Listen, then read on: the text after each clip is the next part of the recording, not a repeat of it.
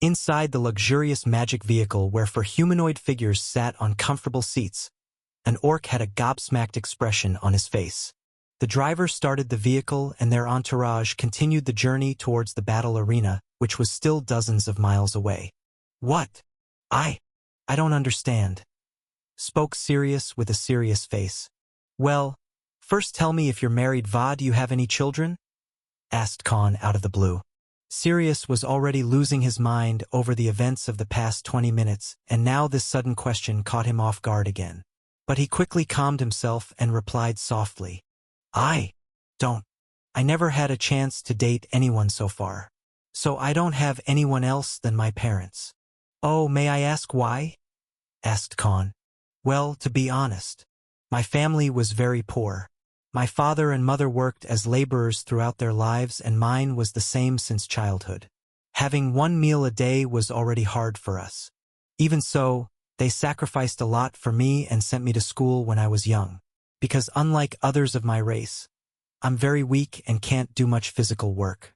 And after I finally managed to get a job, I had to spend a lot of time working hard so I could give money to my parents and make their lives better. It has been only a couple of years since I was promoted as the senior accountant after years of painstaking work and sleepless nights. But all of it is gone now. My life was destroyed today," explained Sirius as a teardrop formed in his left eye. Just in 10 seconds, Sirius covered his face and started sobbing suddenly, completely unfitting his image of a grown-up individual. He was holding it in for some time already, but with Khan inquiring about this small personal topic, the sadness and shock that was welled up inside him finally burst out. After a few minutes, Sirius finally regained his composure and apologized for causing an uncomfortable situation. But instead of showing any form of annoyance, Khan consoled Sirius and had an empathic conversation with him. "To be honest, not so long ago, I too was in a similar situation as yours. I also spent 4 years working for a company that worked me to the bone but said that we're a team and family. I was never paid for the extra working hours and had to suck it up when my superiors berated me psychologically. One mistake and all of my hard work of years was thrown out of the window. Because of it, I basically had no life outside my work and didn't have people who cared for me either," sighed Khan. To someone like him who had been in the same situation as Sirius, he understood the mental state of the person in front of him. During Khan's old life as Elric, when he worked as an accountant in a multinational company for 4 years, he was a total workaholic man. And he had no life outside of work because he had to work even when he got back home given the tasks and workload. He had suffered from that corporate slave life, so he decided to help and hire Sirius, who was a victim of the crime called being weak powerless.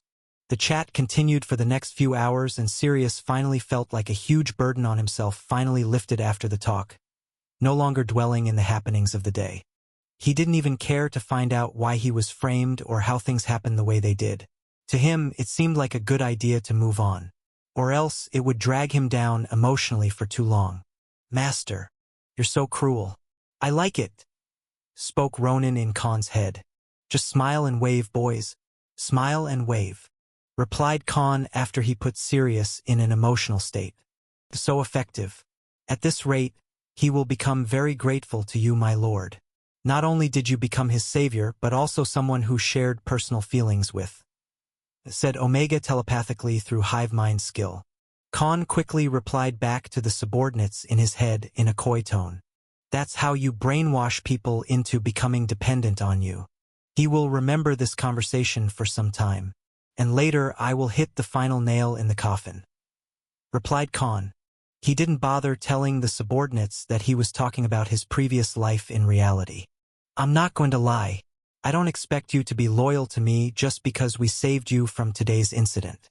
I hope that I become someone worth following in your eyes. Till then, all you have to do is follow my orders. For now, I will give 1,000,000 gold coins as your monthly salary and a 1% share of the annual profits my company makes. So what do you say?" said Khan as he placed the terms of employment with an exorbitant salary from the get-go. "Vous. What?" exclaimed Sirius in disbelief. "Even the salary I was previously getting was only 1,000 gold coins. This sir is offering me 1,000 times more salary. I'm not dreaming, right? Thought Sirius. I accept. I will serve you for the rest of my life, pledged Sirius vehemently. This was a godsend opportunity for someone like him who was dealt with a bad hand since birth, let it being born in poverty or having a weak body since childhood. Sirius, who feared for his future at the moment because of what happened today, felt like all the misfortunes he suffered through till now were finally going away. As for why Khan wanted to hire him, it was only because of the empathy for him, but he had to set up backup plans for the future.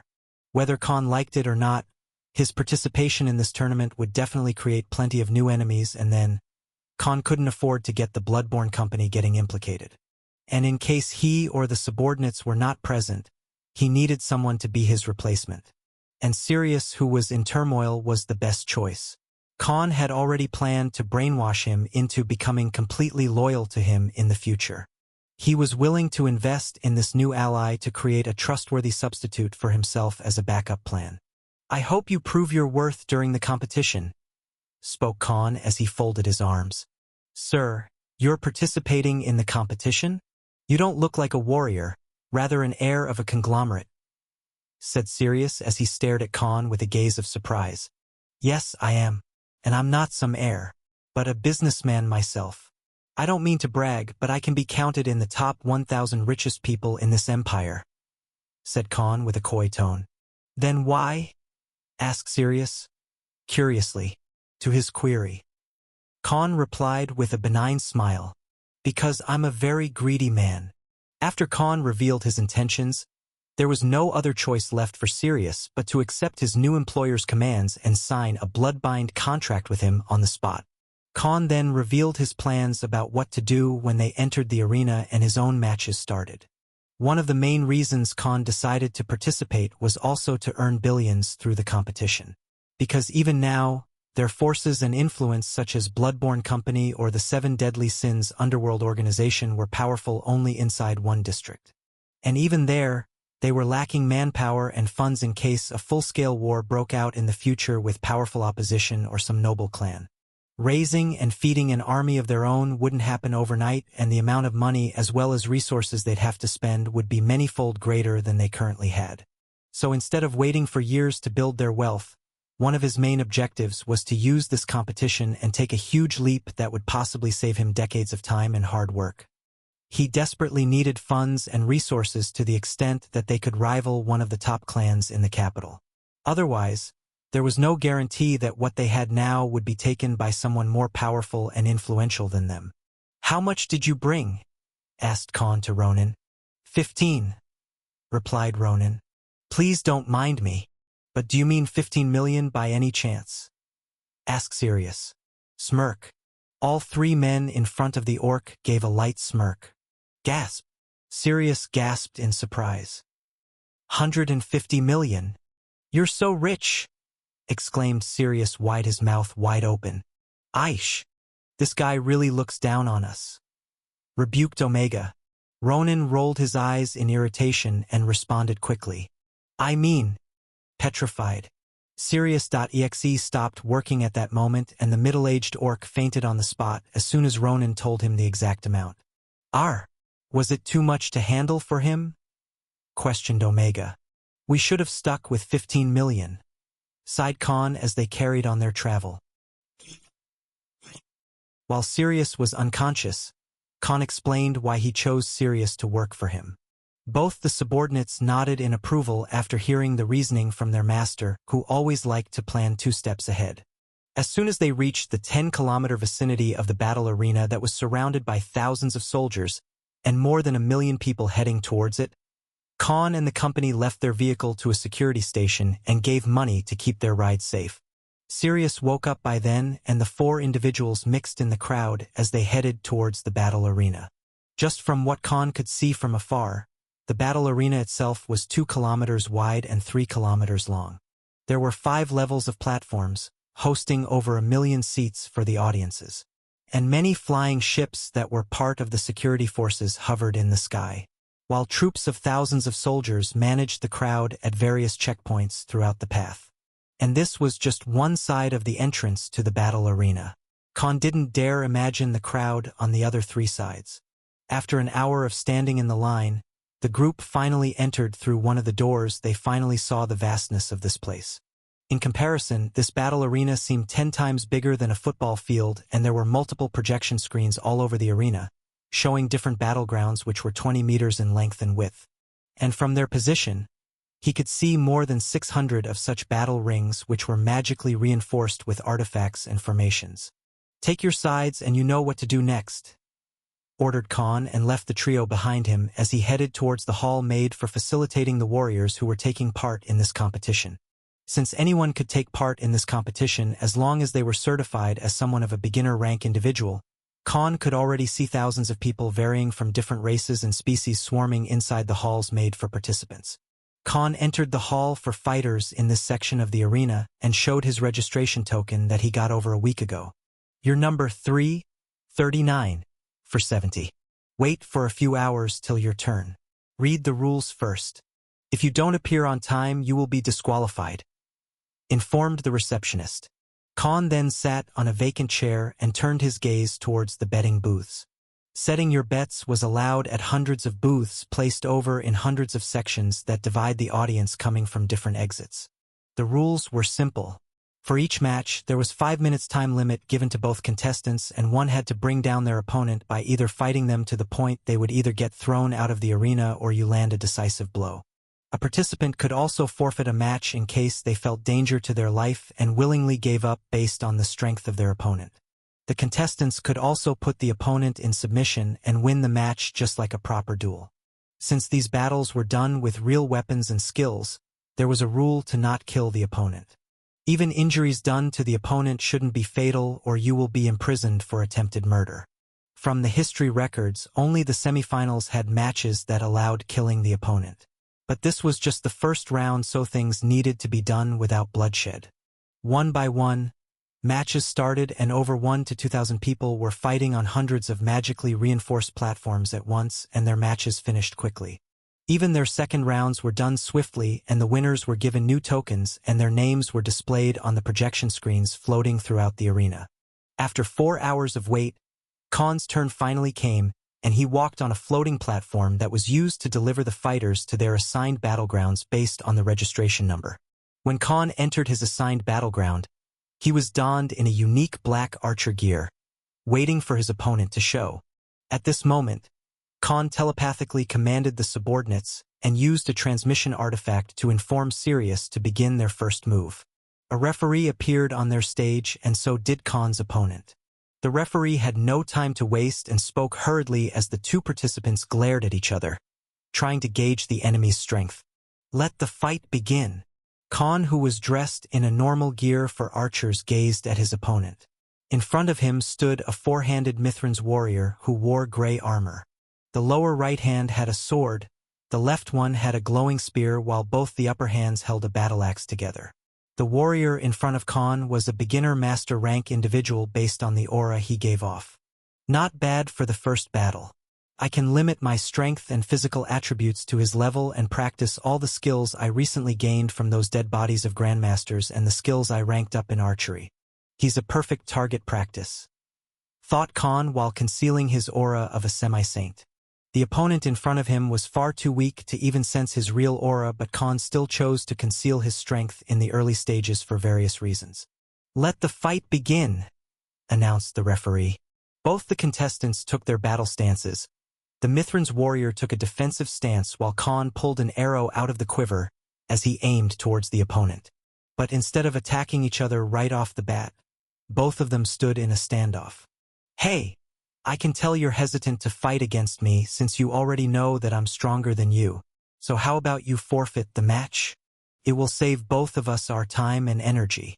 We still have another match to fight against others. So why not save our strength rather than tire each other out?" spoke the Mithran's warrior in a stern tone. "This bitch.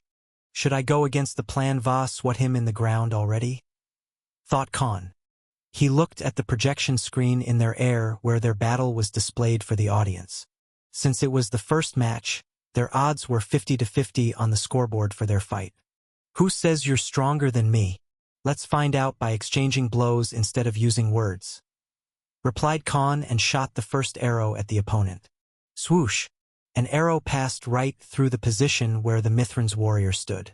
Tap, tap, tap. The four-legged warrior, who seemed like one of the oddballs who preferred to use a different type of weapons to gain attention and display their skills, ran swiftly towards Khan after doing the arrow. He's quick, thought Khan after the swift and agile movement of the opponent, who was fast despite all that heavy armor and weaponry on his person. Author. Reference art for Mithrin's warrior in chapter comments. Check it out. Khan quickly distanced himself from the opponent and shot multiple mana-infused arrows at the opponent while running away. Boom! Boom! Multiple small explosions happened as soon as the Mithrins used his weapons to block or parry the incoming arrow at him. An archer's best advantage was the distance and height in a battle, while a melee combatant needed to close distance with the target first to actually deal real damage. Even with the long spear, there was a lot of distance to be covered, so the warrior didn't bother to waste time and sped up while trying to dodge the arrows aimed at him. Since there was only 5 minutes window, both sides did not waste time and started a heated battle. Boom! Clang! Swing! Bang! Each time Khan shot different mana-infused arrows that worked as his best line of offense, shaking the ground whenever they hit the nearby area or the opponent dodged them. But given the speed of the master rank opponent and the small size of the battlefield, Khan was struggling to maintain a distance with time while his opponent charged at him and swung his weapons to seriously injure him from time to time. Quick shot. Mana burst. Khan used some of the basic C rank skills to keep the battle interesting. The loud explosions on their battlefield garnered the attention of thousands of audiences who were watching hundreds of different battles on projected screens. Master rank. Both of them are master rank warriors, shouted hundreds of people within the audience of millions. And soon, half of the audience present in the arena started paying attention to their battle. For the normal population, a master rank warrior was someone who could easily fight 20 people at once, even at beginning levels. So naturally, they paid more attention towards their battle. But in reality, it was Khan using these explosive attack skills to gather their attention. For minutes passed in a flash. All right, the fish has taken the bait. Time to finish this, he thought. By no means his opponent was an unskilled fighter given his levels and rank. But to Khan, he was simply too weak. At his current level, Khan could kill this Mithrin's warrior by suffocating him under the pressure of his aura alone. But with everyone watching, he had been keeping a front. Prepare to lose, shouted the warrior and charged at Khan with all his strength. Crack! His battle-axe cracked the ground where Khan stood as the opponent dodged the attack in the last second. Khan quickly appeared behind the opponent and charged 2 arrows to shoot. Got you! Swoosh! The spear in his lower hand swung horizontally and almost grazed Khan's abdomen. Khan quickly sidestepped and reached at one of the corners of the battlefield. Crack! The floor tile cracked after Khan barely dodged a swing from the battle-axe in nick of time. But rather than making some lame monologue like an idiot, the Mithrin's warrior closed Khan's exit route with his battle-axe and spear while Khan on the other end ran out of arrows suddenly. Arg! Shouted the opponent and jumped high in the air as he swung down his battle-axe vertically, ready to cut the opponent in two with a single blow. But before the battle-axe could fully land the blow, a high-pitched announcement came from the opponent, which suddenly baffled the Mithrin's warrior. It was none other than Khan, who raised both his hands in the air and shouted before the axe touched him. I've lost. After Khan lost, thousands of people who were attracted to their fight suddenly felt disappointed. Mostly because they wanted to see some blood at the end of the finishing blow the Mithrin's warrior was about to land on the archer. TCH, what a good-for-nothing. He's only good at making flashy moves despite being a master rank fighter, complained one of the audience. He's just a quack. He lost the fight as soon as the opponent closed off the distance between them. He didn't even bother to make a last attempt and gave up. Ah! I should have focused on some other match instead, complained a demonkin among the crowd. Hundreds of people amongst those who paid attention to their match also shared the same sentiment. Like they weren't fed enough with good food. On the battlefield, the Mithrin's warrior scorned Khan in contempt. I already told you that you're weaker. You successfully wasted both of our time, he said and left the battlefield. Majority of those who watched him fight thought that he is good but at a disadvantage when fighting against anyone with agility. That he only has burst skills at best. As long as anyone could avoid his attacks, victory was theirs. Boo! Boo! Many people booed at Khan as he got off from the battle ring and waited for his next turn in the resting area for contestants. In just 15 minutes, his turn came again, and his opponent was also someone who lost their first battle. But instead of looking at the opponent, his gaze landed on the scoreboard first and the betting ratio for the next match. Just as planned, spoke Khan softly and chuckled. On the scoreboard, the betting ratio was 80-20 for Khan's next fight. The 20 in front of his name, while the 80 in front of his opponent, who also had disclosed that he was an intermediate master rank combatant, unlike Khan, who kept the rank disclosed. Do it now. He ordered Omega Varonin, who were at different sections of the arena, far away from his location. Khan then gazed at his left, and he could clearly see Sirius standing amongst hundreds of people who were placing their bets on the next round of fighters. He was the least bet upon at this moment. The ratio indicated that his odds were 4-1 as of now. Means if someone placed money on Khan and he won, they'd get 4 times the money they used for the best. But given the previous match and those who already saw the results and noticed that the new opponent was a minor rank higher than him, it was clear as day about who would win. Master, it is done, replied Omega telepathically. I'm done as well, said Ronin, while Sirius gave him an understanding gaze from the crowd. Khan took a deep breath and walked on the battle ring. His opponent was already stronger than him in the public eye, so everyone thought about making a quick buck. His opponent was a 28-year-old brown orc with the upper half body of his was full of golden stripes. His 3-meter-tall figure with golden gauntlets stood firmly in front of Khan as he released his aura to show his dominance over the opponent. Concede and I will let you go. Try to fight and I will break both of your hands and legs. Don't say later that I didn't warn you. The choice is yours, spoke the orc in a rustic voice. Author, reference art for Orc Brawler in chapter comments. Check it out. As soon as the referee started the match, Khan threw away his bow and walked towards the opponent freely, having no care about fighting the opponent without a weapon. There was no aura of dominance or power around him. He appeared like a harmless man approaching this tyrannical warrior. Oh? You're approaching me? Spoke the orc brawler with both his hands shrugged. Instead of running away, you're coming right to me? I can't beat the shit out of you without getting closer, said Khan in a grim tone as he tap, tap, tap. Then come. I'll show you who's. Slap. Before the tall orc warrior could even complete his sentence, a crisp slap resounded in the battle ring. Thud! The giant body of the tall and ripped orc dropped outside of the ring. The referee and everyone who was watching this match had their eyes wide open in disbelief. In just 20 seconds, the intermediate master rank orc who was fan favorite to win this match was lying unconscious outside of the ring. All everyone saw was just a black flash, and the next second, the orc opponent was thrown out of the ring. Yar yar. I didn't even have to use my stand for this guy, said Khan as he tipped his imaginary hat. Baffled, gobsmacked, everyone watching this match lost their minds. Khan didn't bother paying attention to the audience's response and left the ring after he was declared as the winner. After he returned to the resting area, an employee of the management told him about his next match that was scheduled 3 days later. It was for all those who won only one match and had to appear for qualifier matches if they wanted to progress to the next round. Khan received his new registration number and information about the schedule of the match and silently left the battle arena. He achieved what he came for, so he had no interest in wasting time here and watching weaklings fight among themselves. At the time of midnight, the 3 allies returned to their vehicle and met Khan, who was waiting inside. How much? He asked. 1.2 billion, replied Sirius, his body shaking in excitement. This amount was completely unfathomable to him.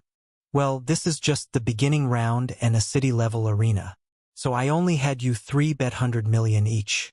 Not many would even have the gall to bet such a big amount for a first round unless they're from some big noble clan or a faction.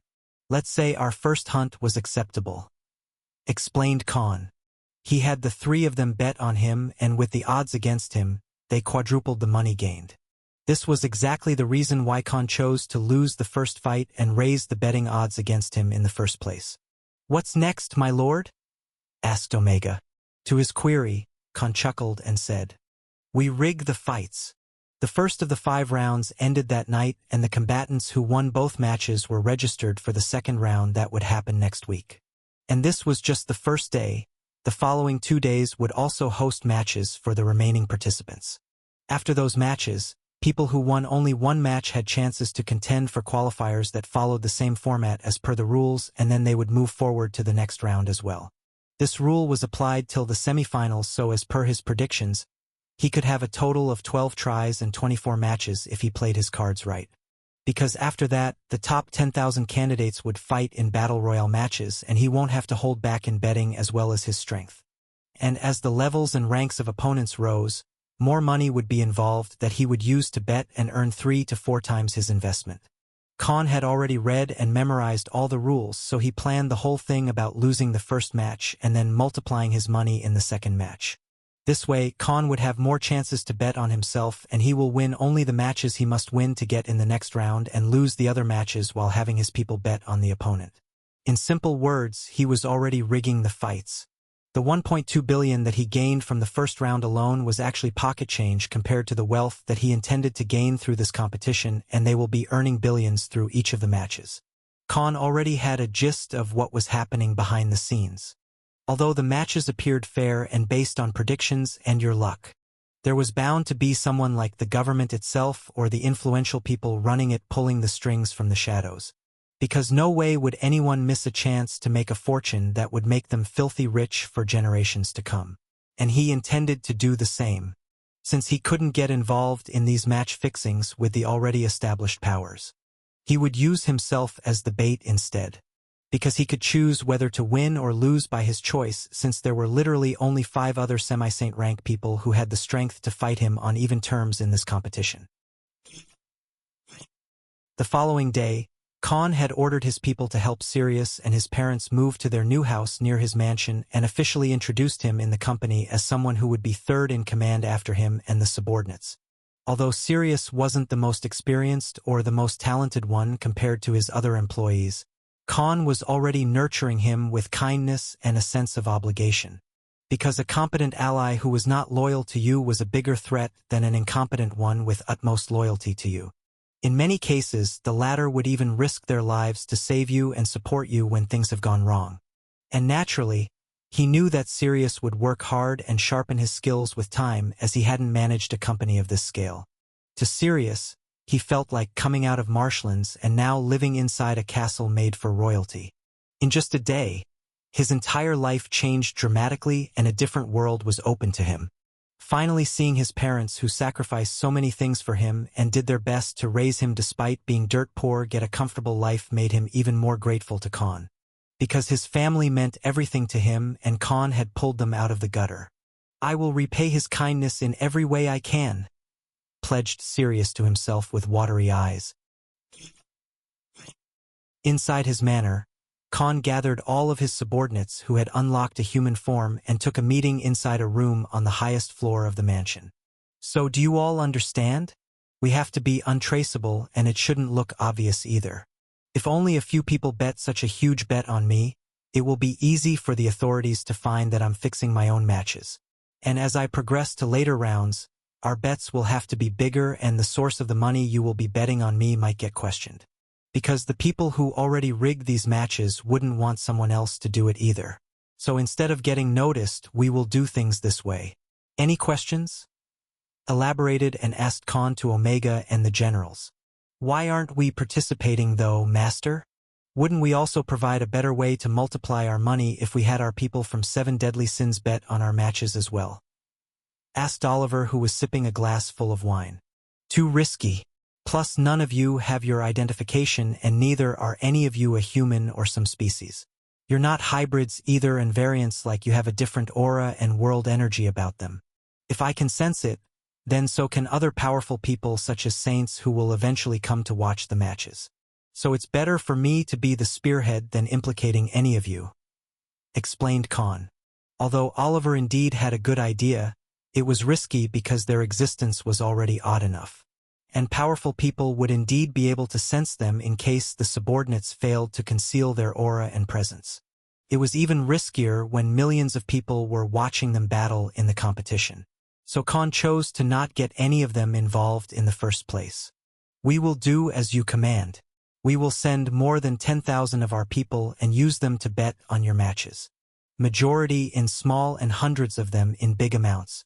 So not one gets suspicious and it looks like a natural transaction," said Ronan with a nod.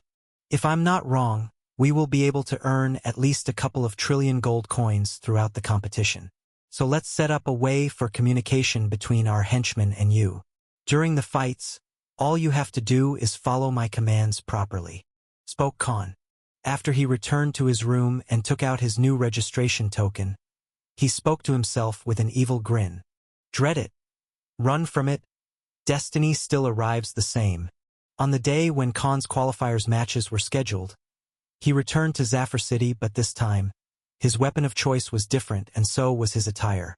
The arena matching system only registered the token given to the fighters and not their classes, appearances, or levels. More accurately, nobody cared for the first 5 rounds. If you're the person registered with proper identification, you can fight in any way you want. This was one of the rules since ancient times. For today, Khan had to win both matches to qualify for the second round. And today was the day he would practice his spearmanship skills while limiting his ranks and level to improve his weapon mastery and combat techniques that he had been rigorously training in from the past 2 months inside the training facility.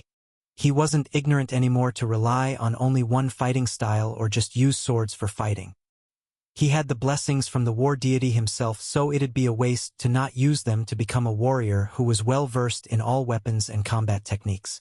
Improving his efficiency through practicing was one thing, while actually using them to fight in a real-life battle was another.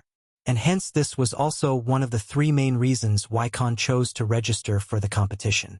After hours of wait, his turn finally came and he faced his next opponent. In front of Khan, who dressed in gray armor and a long spear in his hand, stood a woman who used a whip made of metal chains and bones. 3 red horns on her head and a long tail coming out of her back identified her as a demonkin female whose long and violet hair fluttered in the air.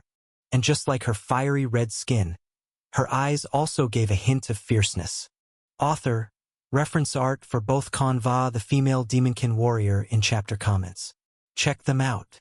Since no one remembered him from 3 days ago and he was previously an archer, no dots were connected when his name appeared on the scoreboard. This time, the odds were 2:1. 1 was for Khan while 2 for the female demonkin. So in other words, if anyone bet on Khan to win, they'd double their money.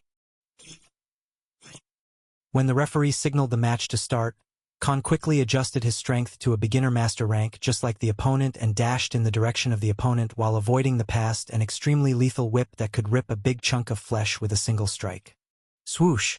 Khan jumped high in the air while maintaining a proper stance as he avoided a horizontal strike from the opponent. But before he could close the distance, the red demonkin woman pulled back her whip and jumped backward, instantly creating a long distance while threatening her opponent by hinting an attack coming from his back. Clang! Khan quickly parried a strike as soon as he landed. The whip suddenly changed its direction midair and almost got him. She's good.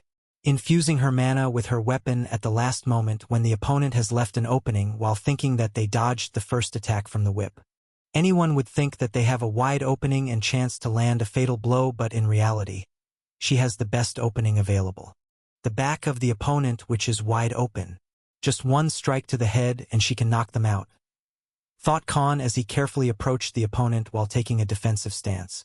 For the next 3 minutes, all Khan did was get himself familiar with her attack pattern and look for an opening. He used a few skills to attack and defend while trying to create an opening using brute force. Gotcha! He thought, and what he did next was something that caught the female demonkin and the thousands of audiences who were watching their match on the projection screen. Swoosh! Instead of trying to close the gap, Khan quickly threw his spear like a javelin with full speed towards the female opponent and aimed at her head. Clang! The opponent used her mana to reinforce the whip and created a protective shield around herself to defend against this attack. Boom! The mana shield broke up and Khan's spear broke the mana shield easily, showing how lethal his strike was. Arg! Groaned the woman as her wrist felt a shock after the impact. Her body felt disoriented from the aftershock and her grip on the weapon loosened the next second. Only 2 seconds passed since Khan's attack and all her defenses were broken in a flash. But before she could even turn her head towards the approaching enemy. Thwack! A strike landed on the female warrior's neck as Khan knocked her out with a simple but effective strike with his bare hands. During the 3 minutes he was attacking and defending, he notices a key flaw in the Red Demonkin woman's attack pattern. That whenever she attacked, there was a 4-second window where she had no choice but to either pull back her weapon for another strike or use her mana to control the weapon and change its direction to land a proper attack against the enemy. And that's why Khan threw his spear towards her head and forced her to use the whip to either defend herself or deflect the spear midair. And when she used it to defend her, the impact forced her to lose control and there was a lot of time delay before she could regain her composure and make another attack. That is how Khan quickly closed off the distance and a simple strike to her neck did the job. Winner is candidate number 103,762, declared the referee, and Khan won the first match. Although he didn't get to use many skills during the fight, him quickly adapting in such a short time and creating an opening was something worth counting for him. It was the little things that helped you gain experience and become a good warrior. So Khan welcomed this small gain and gazed towards the scoreboard again. But the next second, he felt a killing intent directed at him from one of the battle rings in the arena. Instead of worrying, Khan kept his calm demeanor and spoke in a mischievous tone. "Looks like someone wants to pick a fight with me." Before Khan could track down the source of the killing intent, it suddenly disappeared as if nothing happened. But instead of dwelling on it, Khan returned to the resting hall and waited for his next match. If some ignorant dumbass wanted to pick a bone with him, he'd entertain them. After another hour, his turn came, and for the second match, his enemy was a human mage whose face was covered behind a metallic mask. And as soon as Khan entered the ring, this mage released his aura of a beginner master rank magician, which contained killing intent towards the opponent. "So it was you. Mind if I ask about why did you release a killing intent towards me back then?" asked Khan as he recognized this aura. It was the same killing intent he felt after defeating his previous opponent. "Because you fight in a cowardly way. You threw away your weapon just to create an opening and then beat your opponent by knocking them out with a simple attack. It's as if you're toying disrespecting your enemy," spoke the mage in a righteous tone. "And most importantly, how dare you hit a woman on her nape? Don't you know they're very weak there?" shouted the mage. Author, reference art for mage opponent in chapter comments. Check it out. On the projection screens, this garnered the attention of many people again. The previous fight was nothing out of the ordinary, but this one seemed to have the drama involved in it. So naturally many felt more inclined towards a spiced-up battle. Where the hell did this nut job come from? Hey, you shameless brat. Don't go around throwing your delusional thoughts and preferences on people about how they should fight. There are no rules about how you fight and win against an opponent, let it be a man or a woman. This is a competition where people put their lives on the line. And I don't care who you are trying to impress or putting up a pretense for. Either fight me fair and square, or go back to your mother. And if you can't do that, then just shut up," berated Khan in an irritated tone. "Biffed. Ha ha ha. Hoo hoo hoo." Thousands of people among a million spectators who paid attention to their match laughed off collectively, and their burst of laughs resounded in the entire arena after Khan's reply to his enemy, which they heard on the screen. "You! What did you say?" fumed the mage in rage. Just in 10 seconds, Khan embarrassed the upstuck and pretentious mage in front of everyone. At this moment, there was a certain group of people amongst the east end of the fourth platform that was throwing deathly glares at Khan after he publicly humiliated this mage. "That bastard. How dare he insult our Magic Association's youngest prodigy in front of so many people?" scorned a female elf donned in mage robes. Inside the battlefield, the mage was completely enraged and asked, "You, what's your name?" he asked in a contemptuous tone. "Ask your mom. She screamed it all night," replied Khan with a charming smile. Another burst of the crowd laughing echoed in the whole arena as many of them could barely contain their laughter. "Start!" signaled the referee. As soon as the fight began, the mage started casting his spells instantly and launched them at Khan furiously. He frantically attacked the opponent after the insults he endured. As for Khan, he didn't care about a fool with protagonist syndrome. And even after the first minute, not a single spell landed on Khan as he was simply too agile despite limiting his rank and stats. During the fight, Khan was finally able to harvest the benefits of breaking through to the intermediate rank mage a month ago. Because as he was facing this mage who was trying to hurt him with various spells like a rabid dog, Khan was sensing what kind of spell the opponent was going to cast because of the rise in rank as a magician. His perception of magical elements and spells based on their structure was already leagues above compared to others of his ranks thanks to the blessings from War Deity and all the hard work he put through over 2 months just for setting a solid foundation as a mage during his training period. All that study and practice about mana manipulation and elemental structures was finally proving useful. In simple words, he was able to sense what kind of elemental spell or attacks, let it be fire or ice spells, this mage was casting before they even formed completely. And then he would choose to dodge or counteract and fight accordingly. Meanwhile, Omega, Ronan and Oliver were sitting amongst the audience and ordering their people through transmission artifacts to bet on Khan's registration number, with an explanation that he was one of their chosen fighters for the competition and they had to bet all the money that was given to them on this young man. During the last minute of the allotted time, Khan decided to stop playing and charged at the mage with full speed. Boom! Khan used his spear to land a fatal blow on the ground and shook the battle ring. The shockwaves disoriented the mage, and before he could even regain his posture, a swift and hard kick landed on his chest as he was kicked out of the battle ring. "Know your place, trash." No. The mage was frothing through the mouth and was barely conscious at this point. Gasp! Hundreds of gasps were heard among the crowd as they saw how quickly Khan finished the fight, and many could see that he was holding back till this point. After the fight ended and he received his new registration token for the next round that was scheduled for the next week, Khan silently left the battle arena. Even the people from the mage's side failed to track him as they wanted to avenge their comrade. At midnight, Ronan came back after collecting and tallying all the numbers. "How much?" asked Khan. Ronan gave a light smile and reported, "Today's haul is 8 billion gold coins, my lord." As soon as Khan heard the count, he took a deep breath and gazed at the bright midnight moon as he spoke with a content voice. "Subarashi." Inside the western area of the innermost parts of the capital Rathna, a flourishing city full of mansions, luxurious hotels, and well-maintained market was situated. To normal citizens, it would appear like a high-class society residential area where the top 1% lived. But in reality, it was just the main headquarters, one of the strongest clans of the empire. The Michelson clan of the neutral faction. The amount of influence, power, authority, money, and manpower this clan held was no lesser than the Vanderite clan of the pureblood faction. Although this clan didn't have a 7th stage saint or led the faction as a figurehead, it was one of the strongest clans of the faction, and the clan leader himself was a 6th stage saint despite being nearly 70 years old, and that too while belonging to the human race which had least life expectancy and potential to grow and break through to saint rank.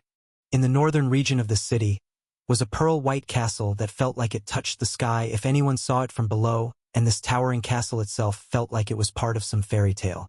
A lake surrounded this beautiful castle, and waterfalls at the other end of this piece of great architecture gave it a majestic yet soul-soothing appearance if one looked from afar. This was the castle where the clan leader and his closest family members and relatives lived together. Flocks of blue crane-like birds passed by, and the vast greenery around this 5 kilometers long ginormous castle looked simply heavenly. Author. Reference art for Michelson Clan Castle in chapter comments. In one of the towers of this grandiose castle, a young woman around the same age as Khan woke up and got out of her silky and king-size bed. Yawn. She yawned and stretched her body as she got out of the bed. Her long black and silky nightwear gave her a mysterious and exotic appearance as she walked towards the door leading to the balcony. As soon as she got out on the balcony, the gentle breeze fluttered her shiny black hair as she gazed at the morning with her charming blue eyes that were as deep as an ocean. "Ah, such a lovely morning," said the beautiful woman as she embraced the beauty of nature around the castle, her melodious voice complimenting her appearance. Her mind was refreshed as he breathed the air full of natural scent. Her appearance was no different than an unparalleled beauty or a princess of some kingdom. But what differentiated her from the so-called kingdom-toppling beauties of the cliché cultivation stories was not her beauty or the alluring figure that would make any man fall for her at first glance. Instead, it was the mild aura this graceful woman emitted out of her body. And this aura was something only a few people in the entire Rocos had to them. This was the aura of a semi-saint rank person. The young woman was one of the 5 known semi-saints under the age of 30 in the whole Rocos Empire. A true and talented genius of the younger generation of the neutral faction who was also the daughter of the clan leader of the Michelson clan. "Today is my first round of matches, but it feels like it'd be a waste of time. How cruel of my father to not even give me the recommendation token. Now I have to fight from the bottom and waste my time on useless stuff," spoke the woman. "Knock, knock." The door of his grand bedroom was knocked from the outside and a young man's voice was heard. "Lady Cassandra, Lord Clan Leader has summoned you for morning breakfast. Please be ready in 5 minutes," spoke a young blonde guy in his teenage years who clad in white and red knight armor. "Coming," replied Cassandra, and her voice chimed in the room. Creak. Cassandra opened the door, dressed in a black robe for noblewomen, and greeted the knight who was waiting on the other side. "Oi, Isaac. Why are you suddenly calling me Lady Cassandra and not Big Sister Cassandra out of the sudden?" asked the young woman. "Cough. I'm no longer just your cousin who grew up together with you. Now I am a knight of the Michelson clan who shall serve and protect it," replied Isaac, the blonde-haired young knight, as he looked upwards and closed his eyes with a prideful expression. The joy was visible on his countenance. "This punk. Do you want me to beat you again, you bastard?" shouted Cassandra and pinched Isaac's ear. "Agu, stop. I'm only following orders. You're no longer the young mistress of the clan, but also the representative of the neutral faction in the competition. How can I still call you Big Sister?" spoke Isaac. "Ouch! Let my ear go already," he pleaded. "Arr! So irritating. Now I have to put up with these pretentious titles as well," sighed Cassandra. "Let's go," said Isaac, and their duo headed down from the stairs. When Cassandra was seated on the table for having breakfast, in front of her sat 2 figures. A man and a woman donned in epic rank mage clothes and gears, who appeared to be in their mid-40s despite their age being more than 70 years. The man was none other than Cassandra's father, Damon Michelson, who was a 6th-stage saint magician and also the clan leader of the Michelson clan. The woman was her mother, Rainina Michelson, who herself was a 3rd-stage saint enchantress. "Greetings, father. Greetings, mother," spoke Cassandra in a hushed tone, not making direct eye contact with either of them. Her head was already down for some reason, as if she was on a trial for a crime. "Today's your first match. Don't slack off just because you had training experience with the saints of our faction," spoke her father in an authoritative tone. "Remember, Cassandra, you're not just representing our clan but also the neutral faction in the Emperor's chosen competition," said her mother. None of them had any caring or favorable tone towards their own daughter. "Do not disgrace our family name. And most importantly," spoke her father. But the next second, her mother spoke and continued what he was about to say in a commanding tone. "You have to live up to the reputation of being the descendant of the first sage." Inside the main castle of the Michelson clan, the clan leader and his wife reprimanded their daughter and commanded her to win the Emperor's chosen competition no matter what. This was more of an order than parents motivating their children to do better in an exam. Cassandra had a solemn and obedient expression on her face, contrasting her cheerful and energetic attitude from before. "Listen to me, Cassandra. You already know about the first sage, right? How much influence that name carries and how big responsibility lies on your shoulders if you represent us in that competition," asked Damon Michelson. Yes, Lord Father. I know, spoke Cassandra. According to the history of the Rakos Empire and how it was founded by the first emperor, Rathnar the Conqueror. The sage was one of the most frequent names that came up in the ancient archives and historical books. Lurzen Michelson was a ninth-stage saint magician, titled as the first sage of Rakos Empire and also the right-hand man of the emperor who accompanied him during his conquest. He was one of the founding members of the Rakos Empire and naturally, the Michelson clan became one of the founding pillars of the empire itself when it was formed a millennium ago. If Khan were to be here, he would have been gobsmacked after knowing that it was indeed the very first sage whose remnant will he met in the final floor of the Bromner dungeon from Flavit City. Lurzen Michelson's remnant will, or the last part of his soul, was left within the Emperor's core that Khan found after defeating the Magma Drake dungeon boss. It was him who turned the ownership of the peak Saint rank Emperor's core to Khan and chose him as his successor, making him the rightful heir to the throne. But since the imperial family was rooted out and everyone related to it was killed in the Great War over a century ago, Khan had no intentions to reveal anything about the peak Saint's core that would spell his doom. The first emperor was close to becoming a demigod back then before dying after 400 years of his age, but even now, his name was still renowned in the annals of history. He was someone so powerful that even the chosen heroes of the gods did not dare to mess with him in the past, and hence, Rakos' empire was secured and allowed to flourish to the point that even after his death, no one succeeded to rule over it and no religious organization had taken the hold of this empire. And Cassandra was the direct descendant of that very bloodline of the first sage.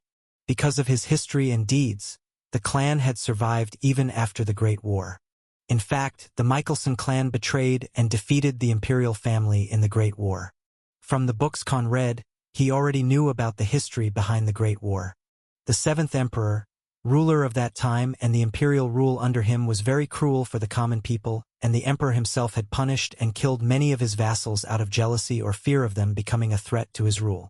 When things became intolerable, even the Michelson clan that served the imperial family for more than 900 years, chose to join arms against the dictators. Cassandra's grandfather made the decision to betray them for the sake of the future of the empire and its people. And even so, the Michelson clan still managed to thrive under the rule of her grandfather, who was the strongest mage of that time. And after his death, her father successfully took command and maintained their power via authority. Currently, her father himself was the second strongest mage of the empire, dwarfed only by an elven mage from the pureblood faction despite being on the same rank as him. So there was a rich history behind her family lineage, and Cassandra had to bear the burden of that name herself. After Cassandra returned to her room, Isaac came to meet her again. "How did it go? You're not going to cry again, are you?" asked Isaac in a mischievous tone. "You imbecile! Don't bother me!" cursed Cassandra in an irritated tone, back to her usual self. "Honestly, sometimes I wonder if they're even my real parents. No matter what I do or how many great things I achieve, it's never enough for them," spoke Cassandra with a dejected and pained expression. "I have worked hard since my childhood to make them feel proud of me. But even if after I became the first one of the youngest generation to become a semi-saint, you know what they said? Not just them, but everyone said it's expected of the daughter of the clan leader. And no one ever praised me for all the hard work I did by training myself for the past 2 decades tirelessly," she said and rested her head on the armrest of the chair. "Well, big sister Cassandra, that is the curse of being the clan leader's daughter. And on top of that, both of them are in the top 10 magicians in the empire.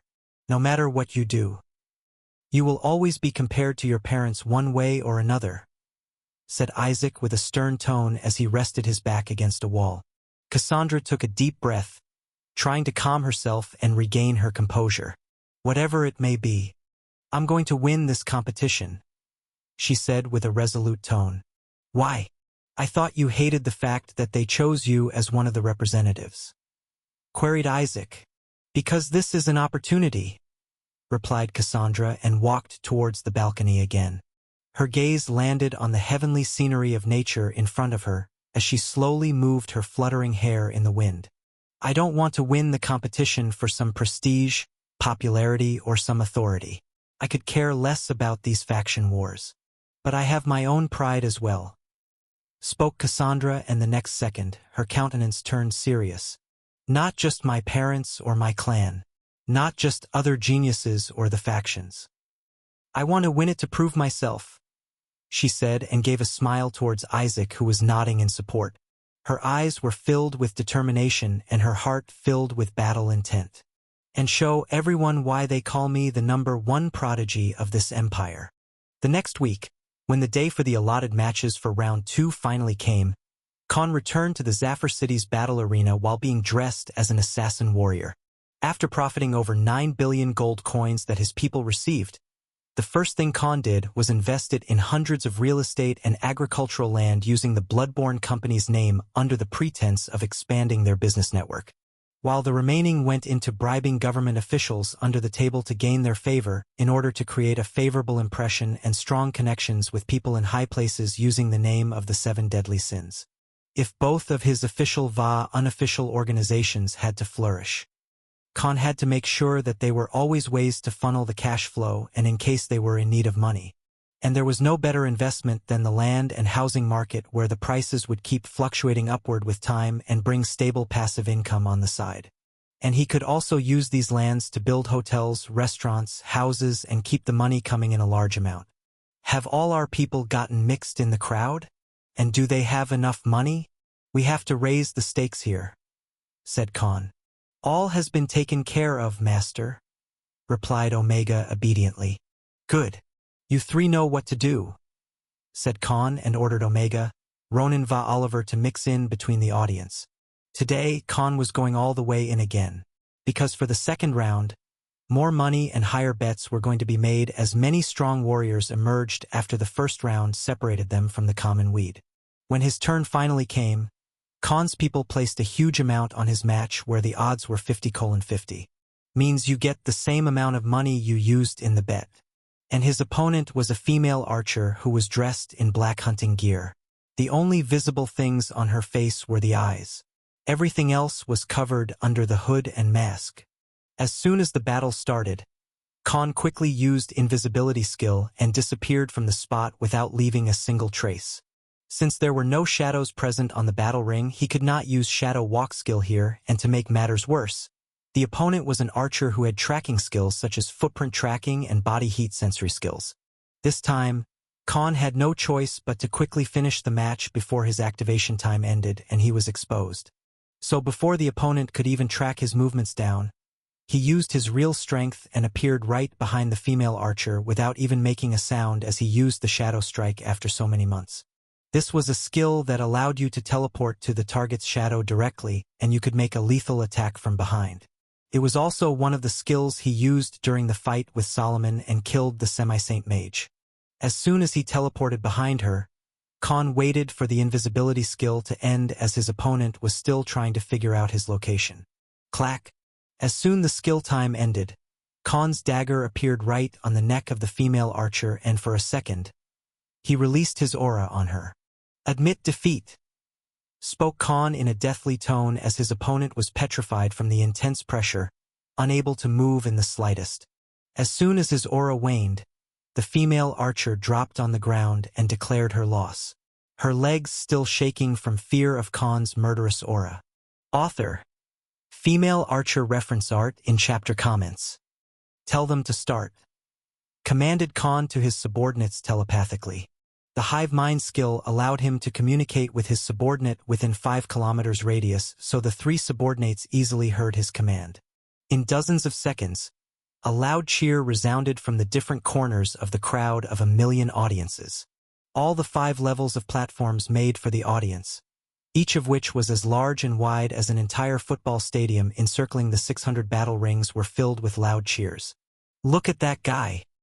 He's so skilled that he defeated his opponent in just 20 seconds, and she didn't even sense him till the very end, spoke an elf. That guy is good. I didn't even see him coming behind her, spoke a bearkin on the other end of the arena on the 3rd floor.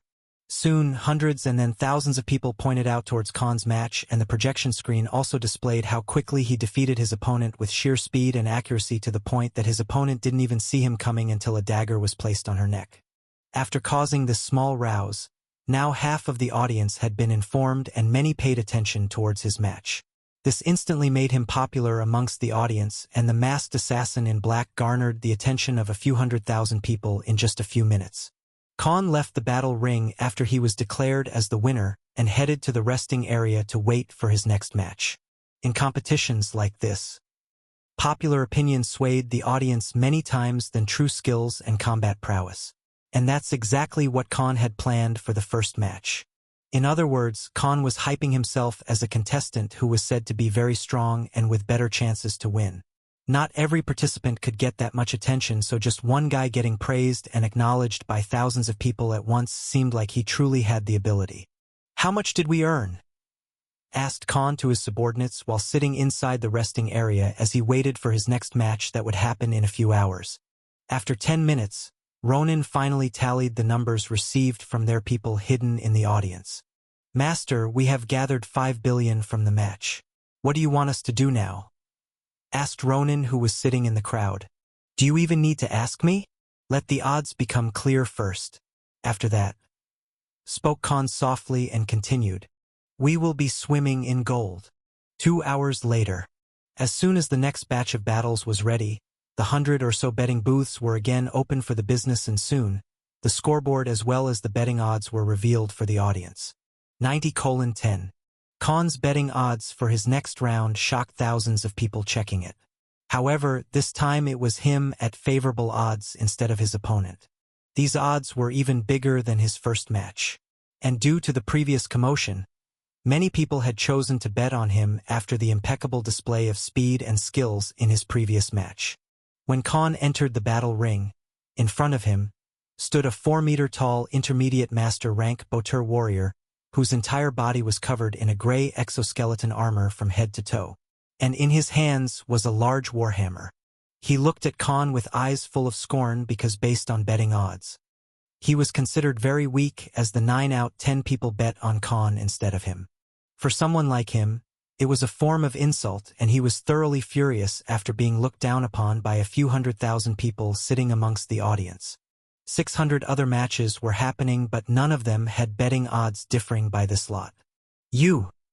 I will beat you into a mush and show everyone here that I'm not some weakling," spoke the Botur warrior in a threatening tone. His deep and hoarse voice was filled with wrath and malice. "Begin," spoke the female foxkin referee. Boom! The opponent released his aura and leaped in Khan's direction. Bang! His huge arms hit the floor and sent shockwaves all around the battle ring, and Khan barely escaped it by hair's breadth. At this moment, Khan too had limited his strength and stats to intermediate master rank in order to test his limits. Since no external tools such as smoke bombs or any other equipment than your primary weapons were allowed, he appeared to be in pinch right from the start. "Come here, you insect! Let me crush your bones!" he shouted and charged after Khan, who was trying to create distance between them. Such RR. Khan's daggers collided with the opponent's broad hands, and sparks appeared at the point of friction. Khan was instantly flung backward, and he tried to adjust his footing. But the next second, his figure disappeared from the spot, and suddenly, the Botur warrior felt his body disoriented out of the blue.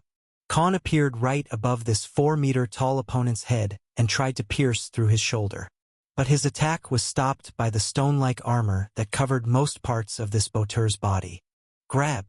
The Botur warrior grabbed Khan's right leg and swung him towards the other end of the arena after Khan kicked his head and tried to injure his shoulder. If not for his inborn armor-like body, he would have been gravely injured and then unable to fight furthermore. And if the rules allowed killing, he was certain that Khan would have struck the dagger in his nape instead. Khan quickly cemented himself on the ground and then rushed towards the opponent at full speed.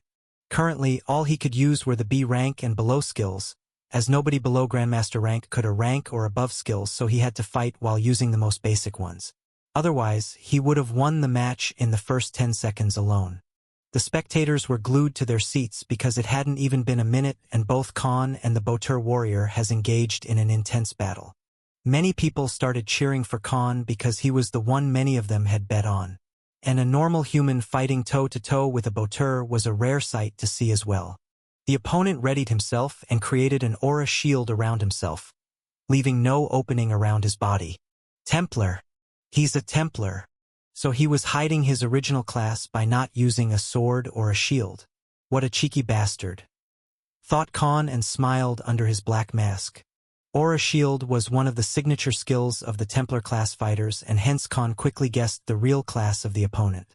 For the next 2 minutes, Khan made preemptive strikes and kept the opponent constantly moving and defending against his fast attacks. Although the boteur had a massive advantage over brute strength and defense, he was completely lacking in speed and accuracy of attacks, as his giant body itself restricted many of his movements. Arg! Groaned the opponent as Khan successfully managed to cut off his tendons and pierce the gap under his right shoulder. Even the audience was taken aback by how the situation turned around so quickly.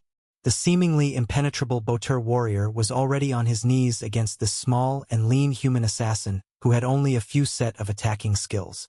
Admit defeat or I will go for the shoulder. Although it won't kill you, it will decommission you for a long time. And it will hurt even more, said Khan loudly. His voice resounded through a part of the arena. Ha! I dare you to try, spoke the opponent. Swoosh! The next moment, Khan disappeared and revealed himself behind the back of the boteur warrior and stabbed his spine. Crack!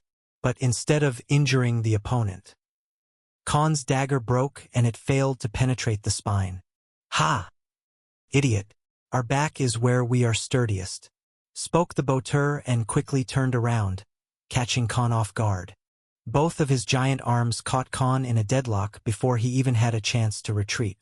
You're lucky that people are watching. Otherwise, I'd crack your bones and bury you under the ground myself, whispered the opponent as swung his entire body and threw Khan high up in the air. Thud! Thud!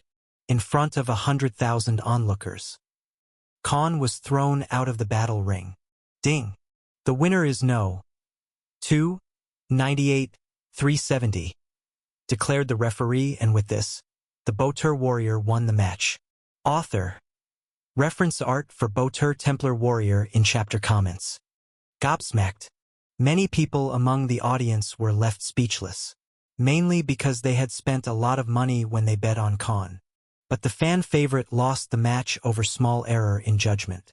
Thousands of people who had bet on him started cursing and hurling abuses at Khan for losing the match as he returned to the resting area. Khan quickly changed his attire and left the resting area as a mage whilst avoiding the people who wanted to find him and cause trouble because they lost a lot of money. After he exited the arena, Khan contacted Ronin. So, Master, by the looks of it, I can say one thing for sure. What is that? To his question, Ronin replied coyly, that you're the best scam artist ever. After Ronin's remark, Khan felt a sense of relief, because from the words of the rogue subordinate, he could infer that their earnings were indeed big. So how much? He asked. If we count the original investment along with the profits. It's 50 billion gold. We've made a killing, responded Ronin. Good. Get everyone to leave the arena one by one. Gather all the money and meet me at the mansion, ordered Khan, and hired a flying beast service to leave the Zafir city. Even with the Bloodborne Company and 7 Deadly Sins together, their profits up to this point were only 15 billion after all the costs and expenses were cut down. But just in the second round alone, Khan had tripled their profits and now achieved wealth comparable to a reputed noble clan on city level. And all this happened because he had planned it since the very beginning. In reality, it was his plan to raise the odds after the first match dramatically when he quickly won against the female archer. After his win, Ronin, Omega, and Oliver ordered thousands of their people from 7 Deadly Sins who were mixed amongst the audience through the communication artifacts. And soon, all of them started praising Khan from different parts of the arena and vocally brought the attention of many people towards his match that was displayed on projection screens. More than 200,000 people ended up getting fooled because of his sudden rise in popularity and impeccable display of skills. And when his next match came, The already roused crowd that was systematically made to believe in his strength ended up betting most of their money, and hence, Khan's odds were raised to 90:10. So what Khan had the three subordinates do was order their people to bet all the money they received from the first match on his opponent, the Templar Botur warrior. And after his defeat, those who bet on the opponent, let it be his own people or the normal audience, made a fortune. So the 5 billion they bet on the opponent became 45 billion after getting multiplied by 9 times. And just in one day, Khan changed the fate of a district-level organization to a moderately influential clan as far as wealth was concerned. And since his face was hidden behind the mask, no one knew his real appearance. Only the registration number that was changed after the second match for him to appear for qualifiers if he wanted to progress to the third round. And there, he would still have a chance to increase his wealth thanks to the betting system. This way, Khan has worked his way into people thinking that he is a nobody, but in reality, his personal wealth was enough to make him one of the top 1,000 richest people in the whole empire. Although he wasn't comparable to the powerful noble clans or faction members, he was still working his way through by using this competition. Because one day he wanted to have his own force that would ensure his safety and authority, so that no noble clan or any would outright oppress him because he does not have a strong background or a powerful backer. Behind the curtains, he was the true winner.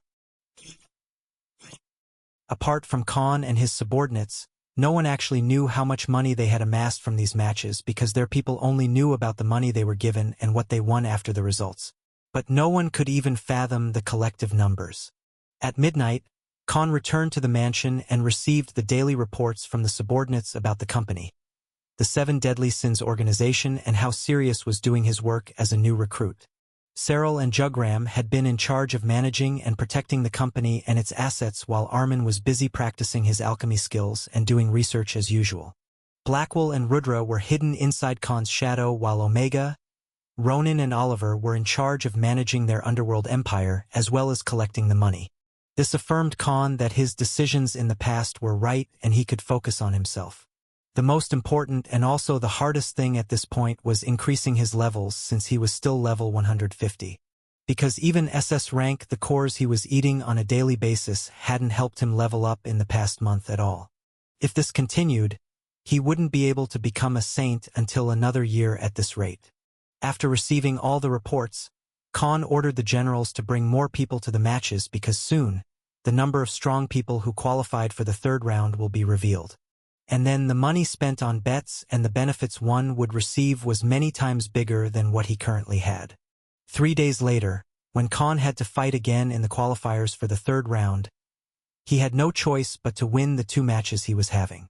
Because of which, the profits he made were only 20 billion gold coins, and he officially became part of the 30 million combatants throughout the Rocco's empire who qualified for this round. But what surprised him was the sudden turn of events that was done by the government out of the blue. From the third round, the matches would be facilitated in the top 10 most economically rich districts in the capital. Khan understood that these were the districts with the biggest influx of commerce in the whole empire, so naturally, the wealth invested during the matches in these places would be enormous. From a financial aspect, this was indeed a smart move by the government. And for a match fixer like Khan, this was a golden opportunity. Khan then revealed his intentions to the subordinates in their usual meeting room. He spoke with a sinister expression and the greedy side of him visible on his face. Time to play in the big leagues. In the following week, the third round for the competition was about to happen, and millions of contestants who successfully qualified for this round flocked towards the top 10 districts of the capital Rathna. Khan's matches were allotted at the district named Arantal, one of the top 10 districts of the capital that was known for food and spice markets. It was also the 4th most economically successful district throughout Rathna, since it was the central hub for the majority of the provisions and material supply exchange points. As a result, the lifestyle of this district was costlier as well as more high-profile compared to the majority of the districts in the capital. The architecture and lifestyle of the residents in this district differed by a lot, and the more advanced modes of transportation and utilities were used by the general population. Let it be flying ships or magic trains of the highest quality, everything was accessible. For the battle arena that would host the third round, it was situated in the city named Marley. But for some reason, The citizens of this city were addressed as the Marlenes by the common folk. When Khan traveled to the battle arena in this city, he had no choice but to enter as a swordsman for two major reasons. One being that many contestants from this round were mostly above intermediate rank fighters, and some were even peak master rank warriors. Whilst there was a group of popular combatants as they were backed up by some major forces and corporations, while the elite group amongst them were the heirs of prestigious clans and conglomerates.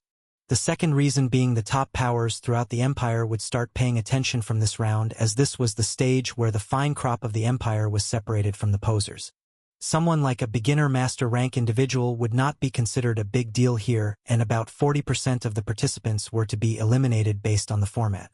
But if Khan were to be noticed by them, he won't be able to switch fighting styles from now on.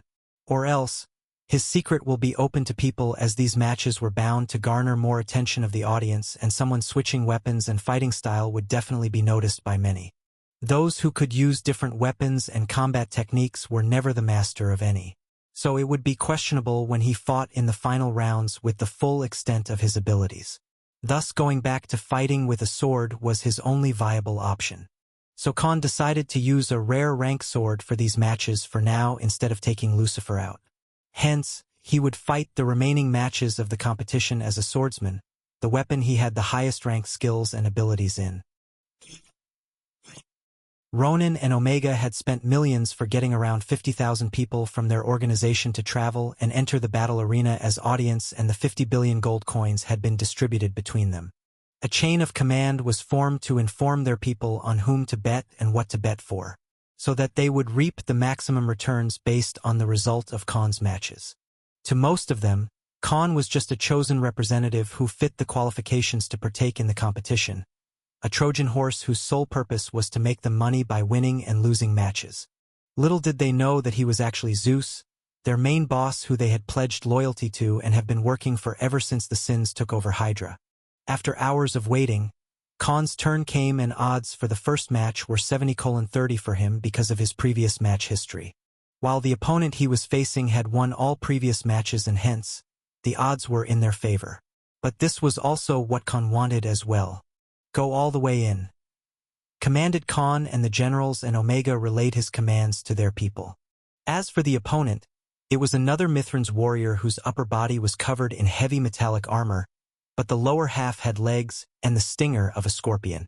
A half-breed between two different types of species. Khan's assumption was correct. In his hands were two big cleavers that were enough to cut a man in two with a single swing. And his 3-meter-tall figure was as scary as it could be if someone hated scorpions.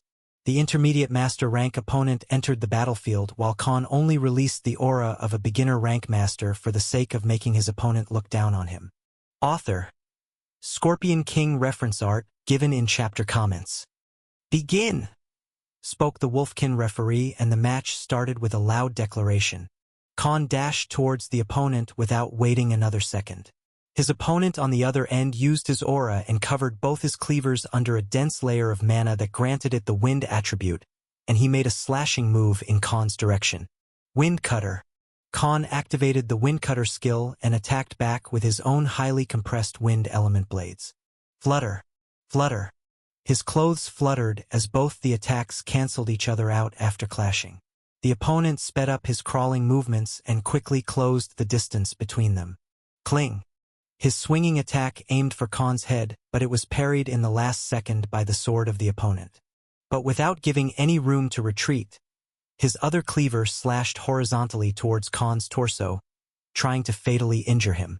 Minutes passed as both of them tried to make a decisive hit, but both he and the opponent were equally matching in attacking prowess and agility. And the Mithrans had a poisonous stinger that he would use time to time whenever he had the chance. Admit defeat or we both will be disqualified. Spoke the Mithran's opponent. Let me ask you something. Would your legs grow back with healing potions? Asked Khan after parrying another swing from the opponent. What? I guess. Yes? Spoke the opponent in a confused tone. Good. I apologize for the pain. Said Khan, and the next moment, he raised his aura and used the Executioner's Gaze skills after a long time. Paralyzed. The opponent was paralyzed on the spot. Swing. Swing. Cut. One by one, Khan quickly swung his sword like a seasoned veteran and cut off the opponent's legs swiftly as the Mithran's couldn't even move a muscle. Despite the pain, the Mithran's opponent couldn't scream in agony, and Khan quickly decommissioned the enemy by cutting 6 of his legs. He then quickly placed the sword on the opponent's neck. Winner is candidate 5-67-930. Declared the referee, as Khan had successfully subdued his opponent, and as per the rules, he was the victor of this match. As soon as the match was over, Khan quickly took a high-grade recovery potion out of his space ring and put it in the opponent's mouth. The potion started working in a minute and the bleeding stopped. The Mithran's warrior finally regained control over his body and looked at Khan with a hateful expression. Khan smiled back instead and spoke in a mischievous tone. "Consider this as your insurance covering the hospital bills." After he won the match, Khan waited for the next few hours for the second match. By his estimations, the profits from his previous match should have doubled the money easily. "Omega, have our people collected all the money?" asked Khan telepathically. "Yes, my lord, we haven't tallied yet, but the numbers are above 100 billion. Responded Omega, who was mixed within the crowd. "Good. Wait for my orders till the odds for my next match are out," he ordered. Another hour went by and Khan's turn finally came. But as soon as the scoreboard and his odds were revealed, his jaw hit the floor. Khan's odds were 90:10. "What the hell? I already won a match. Why are my odds so low?" he thought. Then he seized the scoreboard and his enemy, and he came to understand the situation with a face full of disbelief. His opponent was a girl dressed in a pink frock with white stockings that revealed her slender legs. Even the sword in her hand appeared pristine. Although she was a peak master rank fighter, despite being 2 to 3 years older than him, her physical appearance was on the cute and bubbly side, making anyone from the opposite gender embrace and protect her at all cost. But this wasn't enough to drastically affect their betting odds. When Khan looked around the arena, he realized the exact reason why he was not anyone's favorite for betting. Because among the crowd, he saw hundreds of banners and people varying from different ages, species and sizes wearing the same type of clothing that fit them. And the words written on these clothes declared the name of the group of nearly 20,000 people among the audience. Historia Weiss Fan Club. Damn it! Even this world has those weebs? Thought Khan was a flabbergasted expression. "Step on me, Miss Historia!" shouted a fat and ugly young guy among the audience as he waved a cutout of Historia above him. "Master, what should we do? I just found out about her background. Historia Weiss is an heiress of one of the native noble clans. Not only is it popular and influential in the Oriental district, this is Marley City is actually her home ground. If you win against her, we're definitely going to attract a lot of hatred and will be eventually targeted one way or another. But on the other hand, the odds are too high for her. If you win, we will multiply our earnings many times. So what do you say?" reported and asked Ronan. "Damn it!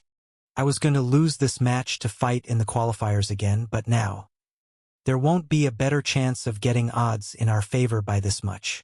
Go all the way in. As for the aftermath, prepare an escape route for me in the meantime. I only need to be alone out of everyone's eyes for a few minutes," commanded Khan. "Yes, master. I will take care of it," replied Ronan. This time, the battle rings were 50 meters wide in length and breadth, indicating that the stakes were higher and the battles would be intense. Khan, dressed in his black and golden long coat with gear made for swordsman fighters, walked to the battle ring with thousands of gazes at him. This was the turf of the opponent so naturally. 100,000 clan members of hers and also her fanboys were already part of the audience that were cheering for her.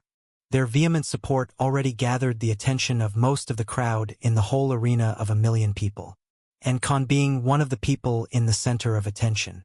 "Boo! Die, you scum! This trash dares to fight our goddess. Let me give him a peace of mind. Get lost, loser!" One by one, hundreds of people started insulting and hurling abuses at Khan. Even in his previous life of an otaku as Elric, Khan never fell into that cycle of joining such clubs and idle support stuff.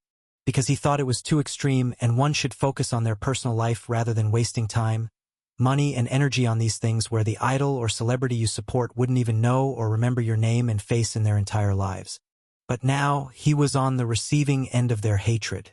It was like saying you don't like BTS while standing in the middle of South Korea. The risk of getting killed by the public was too high in such cases. Khan looked at the audience where a few thousand men were looking at him with their eyes fired up and full of malicious intent as if they wanted to shred him to small pieces. On top of that, she's an heiress of a popular clan, so the popularity spread among the masses was already too much for someone like him who wanted to lay low and do things quietly. When he stood in front of his opponent, the killing intent from thousands of men was directed at Khan even before the match began. He was already public enemy number one before even doing anything. Historia from the other end gave an alarming smile. Her cute appearance on the projection screens melted the hearts of many young men in the audience. But as soon as she gave Khan a proper glance, she noticed his well-toned body and handsome face. She was stunned for a while and kept staring at him from a distance. Ara. Such a handsome man. Do you want to have dinner with this big sister here? Spoke Historia in a cute and seductive tone that caught Khan off guard. Stunned. Khan was stunned and rooted on the spot. This sudden invitation by Historia came out of the blue, as if getting hated by so many people at the same time wasn't enough. She was pouring oil into the fire. At this moment, Khan thought in his mind with a bewildered expression on his face. Damn, she's a era Wanisan. Khan's battle with Historia started under the gazes of 500,000 people, since one of the famous prodigies of this district was fighting in this against a no-name outsider. Khan was relieved about the fact that he wasn't a Shotokuin. Otherwise, every man of culture knew how the story would progress when facing this era Wanisan. Begin! Spoke the female elven referee, and both the fighters started the match. Hey, what is your name? Asked Historia. It's Khan, he replied. Why don't you admit defeat? I wouldn't want to hurt that handsome face of yours, said Historia as she gave him a wink. Khan sighed with an exasperated expression. He knew that she was only putting up a front for the audience, trying to act all lovely, kind, cute, and also desirable. Fight or get lost, replied Khan. Everyone. I tried to be kind and gave him a chance to concede, but he doesn't appreciate my goodwill. What should I do with him? Asked Historia to the audience. Beat him. Kill him. Ungrateful peasant. Accept the mercy our goddess is showing you, shouted people from the fan club. He dares to challenge our young mistress. Show him his place, shouted a member of the Weiss clan. Another volley of abuses and insults were launched at Khan from the audience. Then that's what I shall do, said Historia softly and released her pink aura of a peak master rank fighter. She started moving her sword in a vertically circular motion and amassed an aura-incorporated sword attack. Here, take this. Love. Beam! She shouted and launched the sword aura attack towards Khan. What the hell? What kind of nonsensical attack name is that? Thought Khan as he quickly sidestepped and avoided the pink beam of aura skill. Oh, so you dodged my attack. Then try dodging this, she declared and started gathering aura around her sword again. But this time her movements were flashier and graceful, and soon she completed her skill movements. Flabbergasted, Khan was left flabbergasted on the spot, because the shape of Historia's attack was a heart. Yes, in front of her, a heart-shaped blob of condensed aura was gathered, and she made a swinging motion towards her enemy. Heart breaker! Shouted Historia with grand attacking gesture. Khan covered his eyes with left palm as he was completely frustrated at this point. He then made a vertical slashing movement with his sword and used the windcutter skill at the incoming heart-shaped attack. Rip! His wind blade quickly cut the aura skill in two and the attack evaporated in the air. Ah! She's a quack. I wonder how she even reached the master rank. Spoke Khan to himself. At this moment, even some of the strong fighters from the resting area facepalmed themselves after looking at these attacks. Both of the attacks were far weaker and fragile compared to when Khan learned the swordsmanship skills at peak master rank. As per Khan's judgment, both of Historia's moves were only created for the sake of appearance. Too flashy but no force or precision behind the attacks. He was thoroughly disappointed with Historia at this point. As someone who spent hours training himself in weapon skills and combat techniques on daily basis despite having the blessings given by the goddamn war deity himself, this experience felt like an insult to all the hardworking sword fighters around the world. She was like an overhyped product by excessive marketing but actually didn't have any quality or substance to it. Fine. I'll do it myself, thought Khan and charged at her with full speed. He too revealed his skills and attributes of a peak master rank warrior for the first time. Even on the same level, he was already many times skilled and experienced compared to this daddy's little princess who was giving a bad name to all the female swordswomen. Swing. Slash. Khan quickly attacked her vital points as soon as he appeared close to her. Clink. Historia barely managed to defend against his horizontal slash after getting caught off guard. Oh my, you're nothing but a poser who doesn't even know how to fight. I wonder how did you even become a master rank swordswoman? Teased Khan. Sparks flew in between their swords as Khan forced her to step back. You're so bad that I feel offended sharing the battle ring with you, spoke Khan with an irritated face. Why don't you admit defeat? I wouldn't want to hurt that hideous face of yours, said Khan as he smirked. Gasp. Shock. Tens of thousands of people gasped at the same time as Khan openly insulted the heiress of the Weiss clan. You! What did you just say? Who did you just call hideous? Exclaimed Historia in rage as her eyes burned with hatred towards Khan. I don't see anyone else here, replied Khan and kicked her in the stomach. Arg! Groaned Historia in pain as her entire body was flung towards the other end of the battle ring. Hey! Shoo! Get out of here. I don't have time to waste on a pretentious clown like you. He again insulted the opponent, rubbing salt on her wounds. Historia adjusted her footing and gazed at Khan with an infuriated expression. For the first time in her life, she was insulted and publicly humiliated. And that too in front of a crowd of 1 million people together.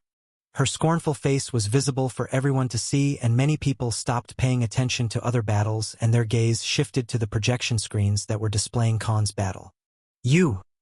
I'll never forgive you. Come fight me to death if you dare! Screamed Historia, and a murderous aura was released from her body. Not just her but hundreds of people from her clan sitting amongst the audience directed their killing intent at Khan at the same time. If it was someone else, they'd fear for their lives, but to a semi-saint like Khan, all these killing intents were as thin as a paper. I don't, replied Khan coyly. Why? Not man enough? Asked Historia as she started walking towards her opponent. Not exactly. The thing is, if I fight you to death, he spoke with a benign smile and continued, I might kill you with a slap. After Khan's declaration, not just Historia but all the onlookers were baffled and the majority had their jaws wide open. Even for people who didn't pay attention to this match before. This was too much to accept. On the surface, both of them were peak master rank fighters, but from his words, he was implying that Historia wasn't even a real deal, and saying that he could kill her with a slap hinted that she was nothing but a con and had no real strength. Hey! Now I'm not even going to care about the rules. I'm going to kill you with my own hands, shouted Historia and pointed her blade at him as she activated all her offensive and burst skills to attack Khan. A small storm filled with murderous aura surrounded her body and multiple blades made of mana swirled around her sword. She made a slashing swing in his direction and all the blades launched at him in a synchronized manner. But all Khan did was sidestep from left to right swiftly and avoid every single blade as if nothing happened. Even with his stats and rank lowered, he was simply too experienced and had better control over his body compared to the female opponent. Historia ran towards him and started swinging her sword frantically, to which Khan didn't even bother dodging. He just parried and directed the direction of her sword again and again. Soon, the scenario of their fight completely changed from two equally matched opponents to a grown-up schooling a toddler. You bastard! I'll kill you and your whole family. A trash commoner like you isn't even worthy of standing in the same battle ring as me, shouted Historia. her outraged expression completely contrasting her previously alarming and cute appearance as she lost all control over herself after Khan had insulted, humiliated, and then toyed around with her. And to make things worse, not a single one of her skills or lethal attacks met their mark or hurt him in the slightest. The biggest flex Khan was doing at this point was that he wasn't even using both of his hands. Rather, his left hand was inside the pocket of his long coat while the right hand was doing all the work. As if Historia's attacks weren't even powerful enough for him to use both hands. Just in a couple of minutes, Historia started losing her balance and the grip on her sword loosened after Khan had exhausted her without even making a single strike. Clang! Her sword fell on the ground as Khan parried it easily without exerting any force. "Go pick the sword," he said. "You..." She tried to refute but couldn't because she was shown to be one at fault. But as soon as she picked her sword again, Khan put his own in the sheath and folded his arms. "Come. I won't fight you with my weapon from now on. Try to kill me if you can," he said and threw a grin at her. "You bastard!" she shouted and aimed for Khan's heart. This was a new level of humiliation. Her opponent implied that she was so weak that he didn't even need a weapon to defeat her. But before her thrust even touched Khan's heart, he quickly grabbed her wrists, stopping her sword, and the next second, he did something that shook the entire arena. Slap! A crisp slap resounded in the battle ring and Historia's left cheek with visible finger marks appeared on the screens. Silence. The arena was deathly silent at this point. Damn it. Why do I keep meeting these types of women? Some scam me, some try to kill me, and this one is a textbook pretentious bitch. People would say that I'm some sort of woman abuser at this point. Spoke Khan to himself as he sighed. "I'll give you another chance. Attack me with all your power," he said and let go of her wrists. This time, Historia was enraged to the point that her face had turned fuming red. "Slap. Again," said Khan as he slapped her again after stopping the sword attack midway. Slap. Khan repeated the cycle and kept slapping her again and again till her face was swollen and the fair cheeks looked like rotten tomatoes. Sneef. Sneef. Historia started crying at this point because she was basically getting thrashed now. Khan had publicly bullied and roasted her so hard for looking down on him earlier that she could die just from the shame, as the teardrops drizzled from her eyes. The makeup on her face started being undone. Gasp. "No. This can't be true. Somebody. Tell me this is a dream. What the hell? You gotta be joking me." Hundreds of people started muttering under their breath as Historia's face was revealed to everyone again. Finally, the people saw the real face of this girl behind all that heavy makeup which made her look like a princess of some country. A face that was full of pimples and wrinkles. Even her lips were blackened as an aftereffect of excessive smoking. Historia was crying after losing her shit like a baby. Her runny nose and the undone makeup that was spread over her face made her look hideous, shattering the beliefs of every single member of her fan club and clan members. Especially for the fan club members, her cute and lovely girl image was completely gone and an erratic and hateful character of hers was revealed to everyone during this fight.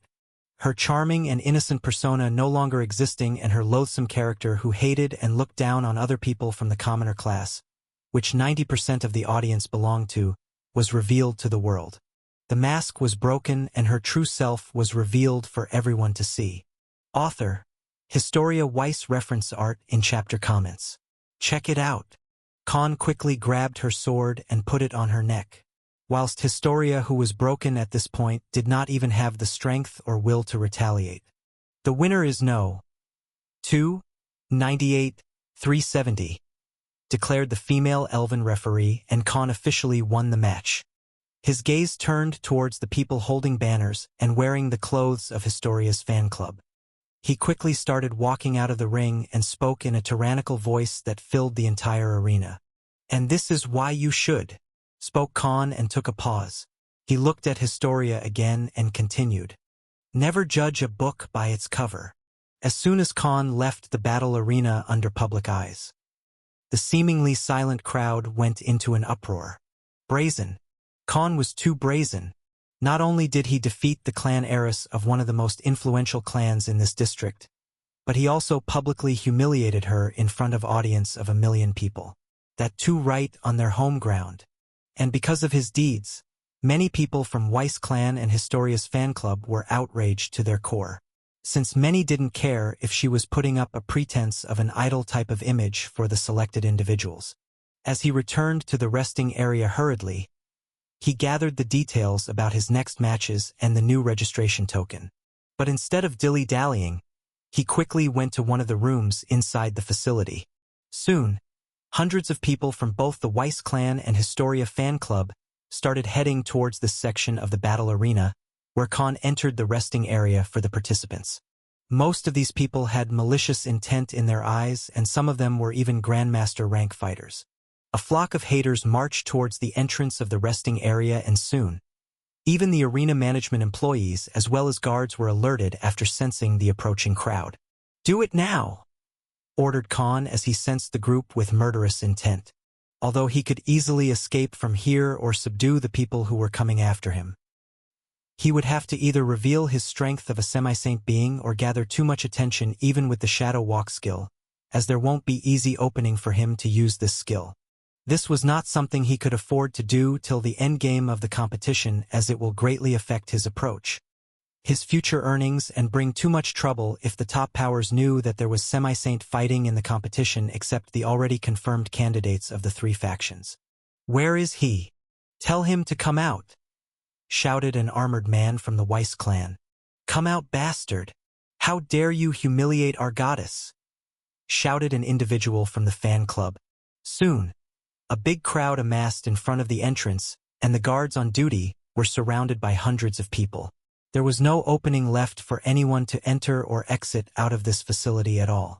Some even tried to break in and threatened to kill the guards if they didn't bring Khan out willingly. Boom! A heavy pressure of a Grandmaster mage was released in the surroundings as he revealed his killing intent. "Bring that man out, or we can't guarantee who we will end up hurting in the process. Do it when we are asking nicely," commanded the intermediate rank Grandmaster. 2 more Grandmaster rank individuals who belonged to the Weiss clan released their horrifying aura on the guards and made them fall on their knees. "Do as he says, or no one will be able to find how you died. The law does not punish a mob in case of riot. Think about saving your own lives rather than someone you don't even know," spoke an elderly human swordsman who himself was a peak Grandmaster. At this point, the guards were hesitant about what to do. Their job entailed providing safety for the participants, but given the number of unhappy people in front of them, they'd be subjected to mob lynching for trying to save someone who provoked all these people. Thud, thud, tap, tap. But before things escalated furthermore, another crowd marched towards these people who had already surrounded the entrance. "What's happening here?" asked a tall and burly man who was dressed in the uniform of the arena management. His long white beard and waist-length hair made his features stand out. Shrill. He quickly released his aura of a peak Grandmaster individual and ward off the approaching crowd. "Don't get involved in our matters. If a fight breaks, you will be at loss," spoke the elderly man, and the next 3 individuals revealed their aura of Grandmaster rank individuals. 1 beginner, 1 intermediate, and lastly the old man who was a peak Grandmaster. Shing. However, the next second, 2 more individuals from the other end of the crowd revealed their deathly aura that surrounded all the members of this group. "Is that so? What do you people take us for? Just because you belong to some clan, you're looking down on the government?" asked a middle-aged man with green eyes as he revealed himself as a peak Grandmaster as well. "Get lost. Or we know of many ways to kick out those who cause trouble inside the arena," said a brown-haired man with 2 black wings on his back. The heavy and insurmountable aura, along with the killing intent revealed by these 3 peak Grandmasters, instantly put everyone from the group on their knees, including the other Grandmasters from the Weiss clan. You better know who you're crossing by protecting that brat," exclaimed the old man. Creak. But the next second, the entrance door was opened from the inside and a frail-looking white tigerkin mage walked out. His eyes were wide open as soon as he noticed the situation in front. What's happening?" asked the beginner master rank mage.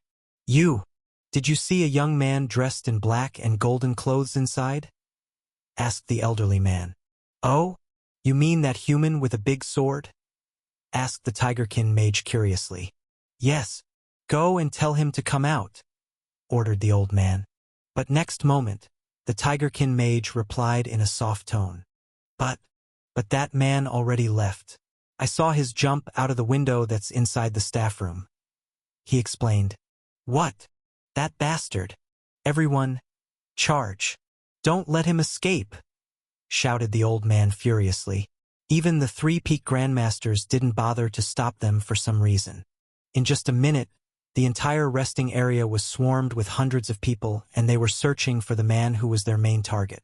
But to no avail, none of them managed to find Khan or any window that could be used as an escape route inside the facility.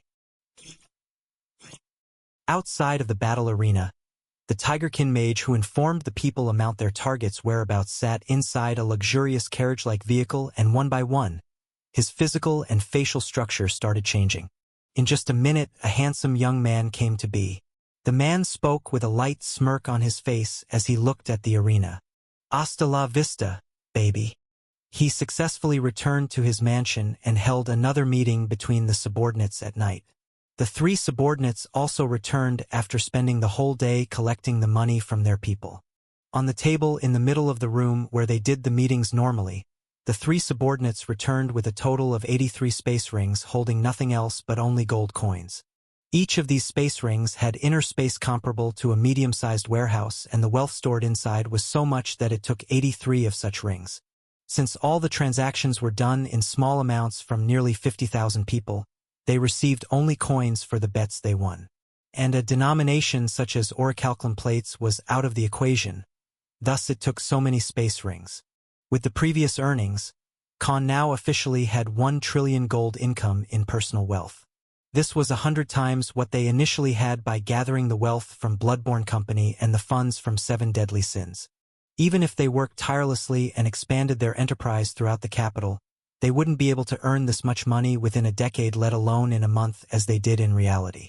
And it was thanks to Khan, who luckily met the qualifications to participate in this competition and planned how to benefit by fixing his own matches. So the fortune they garnered today made him one of the 1,000 richest people in the whole empire. Master, what should we do with all of this? It's too much and more than enough to expand our organizations and companies in every district of the capital, said Omega. It's not that simple. Do you think others will let you open up a shop in their own territory? We're still far weaker and behind the majority of the top noble clans of the empire. Even this much wealth is hardly 1/4 of what those people earn through their business and connections within a year, said Ronan, who was the most knowledgeable, as if information gathering was in his blood. He's right. We shouldn't be hasty. Rather, we need to strengthen our forces and recruit more people. Rukon district is our turf, and we should be undefeatable here. We should at least have enough manpower and weaponry to kill even a saint should the situation arise, said Oliver, who had developed an addiction for wine recently. To him, wine looked a lot like blood, and he was always elated to drink it leisurely. Every sip he took always made him happy for some reason that neither Khan nor the other subordinates understood. He's right. We've already done the mistake of overestimating ourselves, whether it's wealth or our strengths. And if what Ronan says is true, then we're just monkeys trying to grab the moon, spoke Khan, who was sat on a throne inside the room.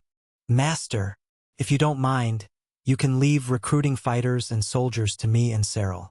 We have gotten the hang of it recently while maintaining the expenses and security of both of our organizations, said Jugram, who was akin to a giant even in his human form.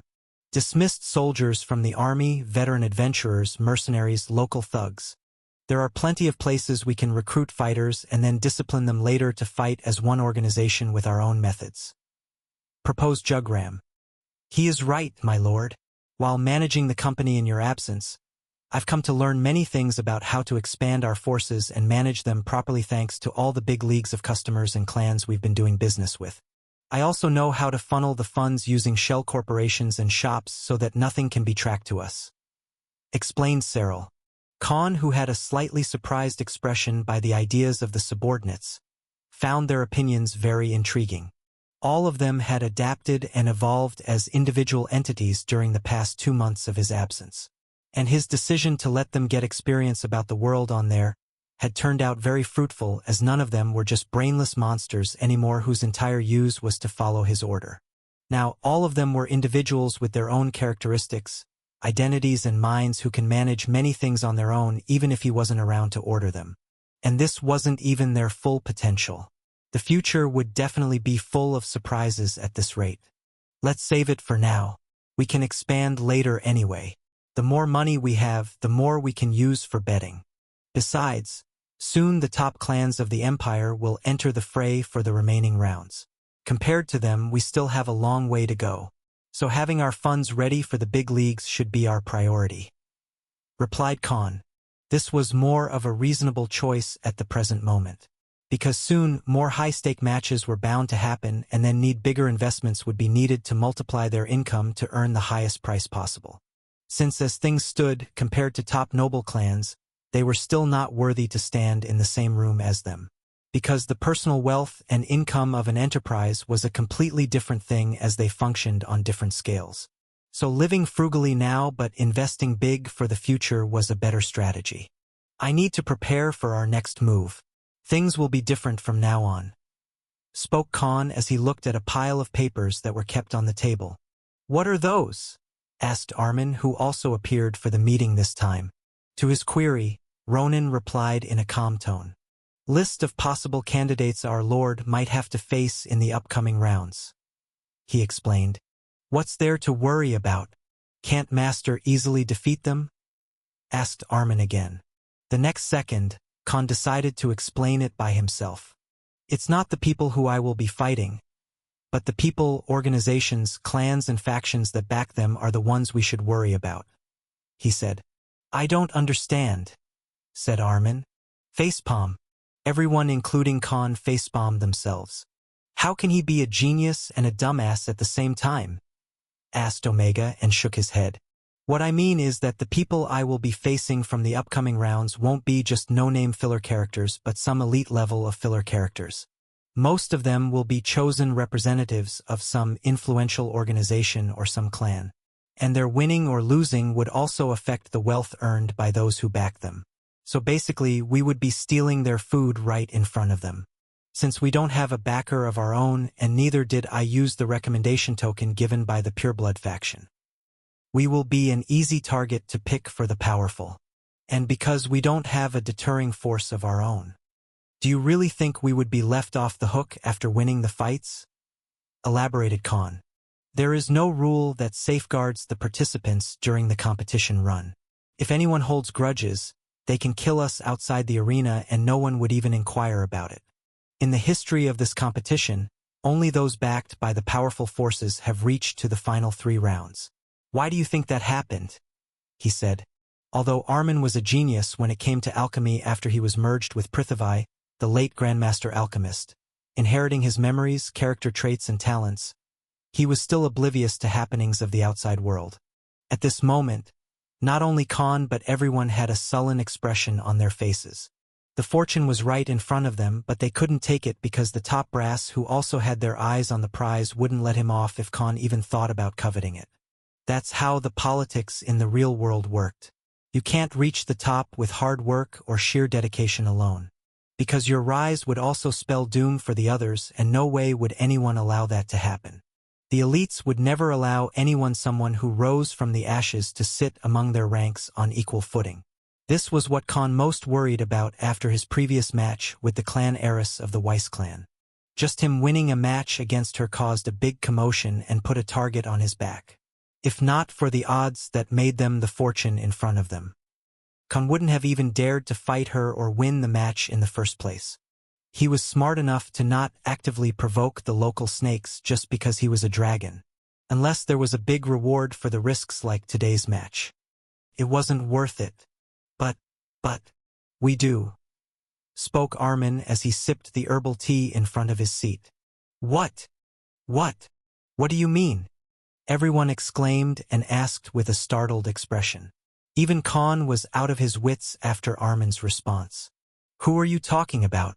We can't rely on the Vanderite clan or the Pureblood faction for it at all, said Khan.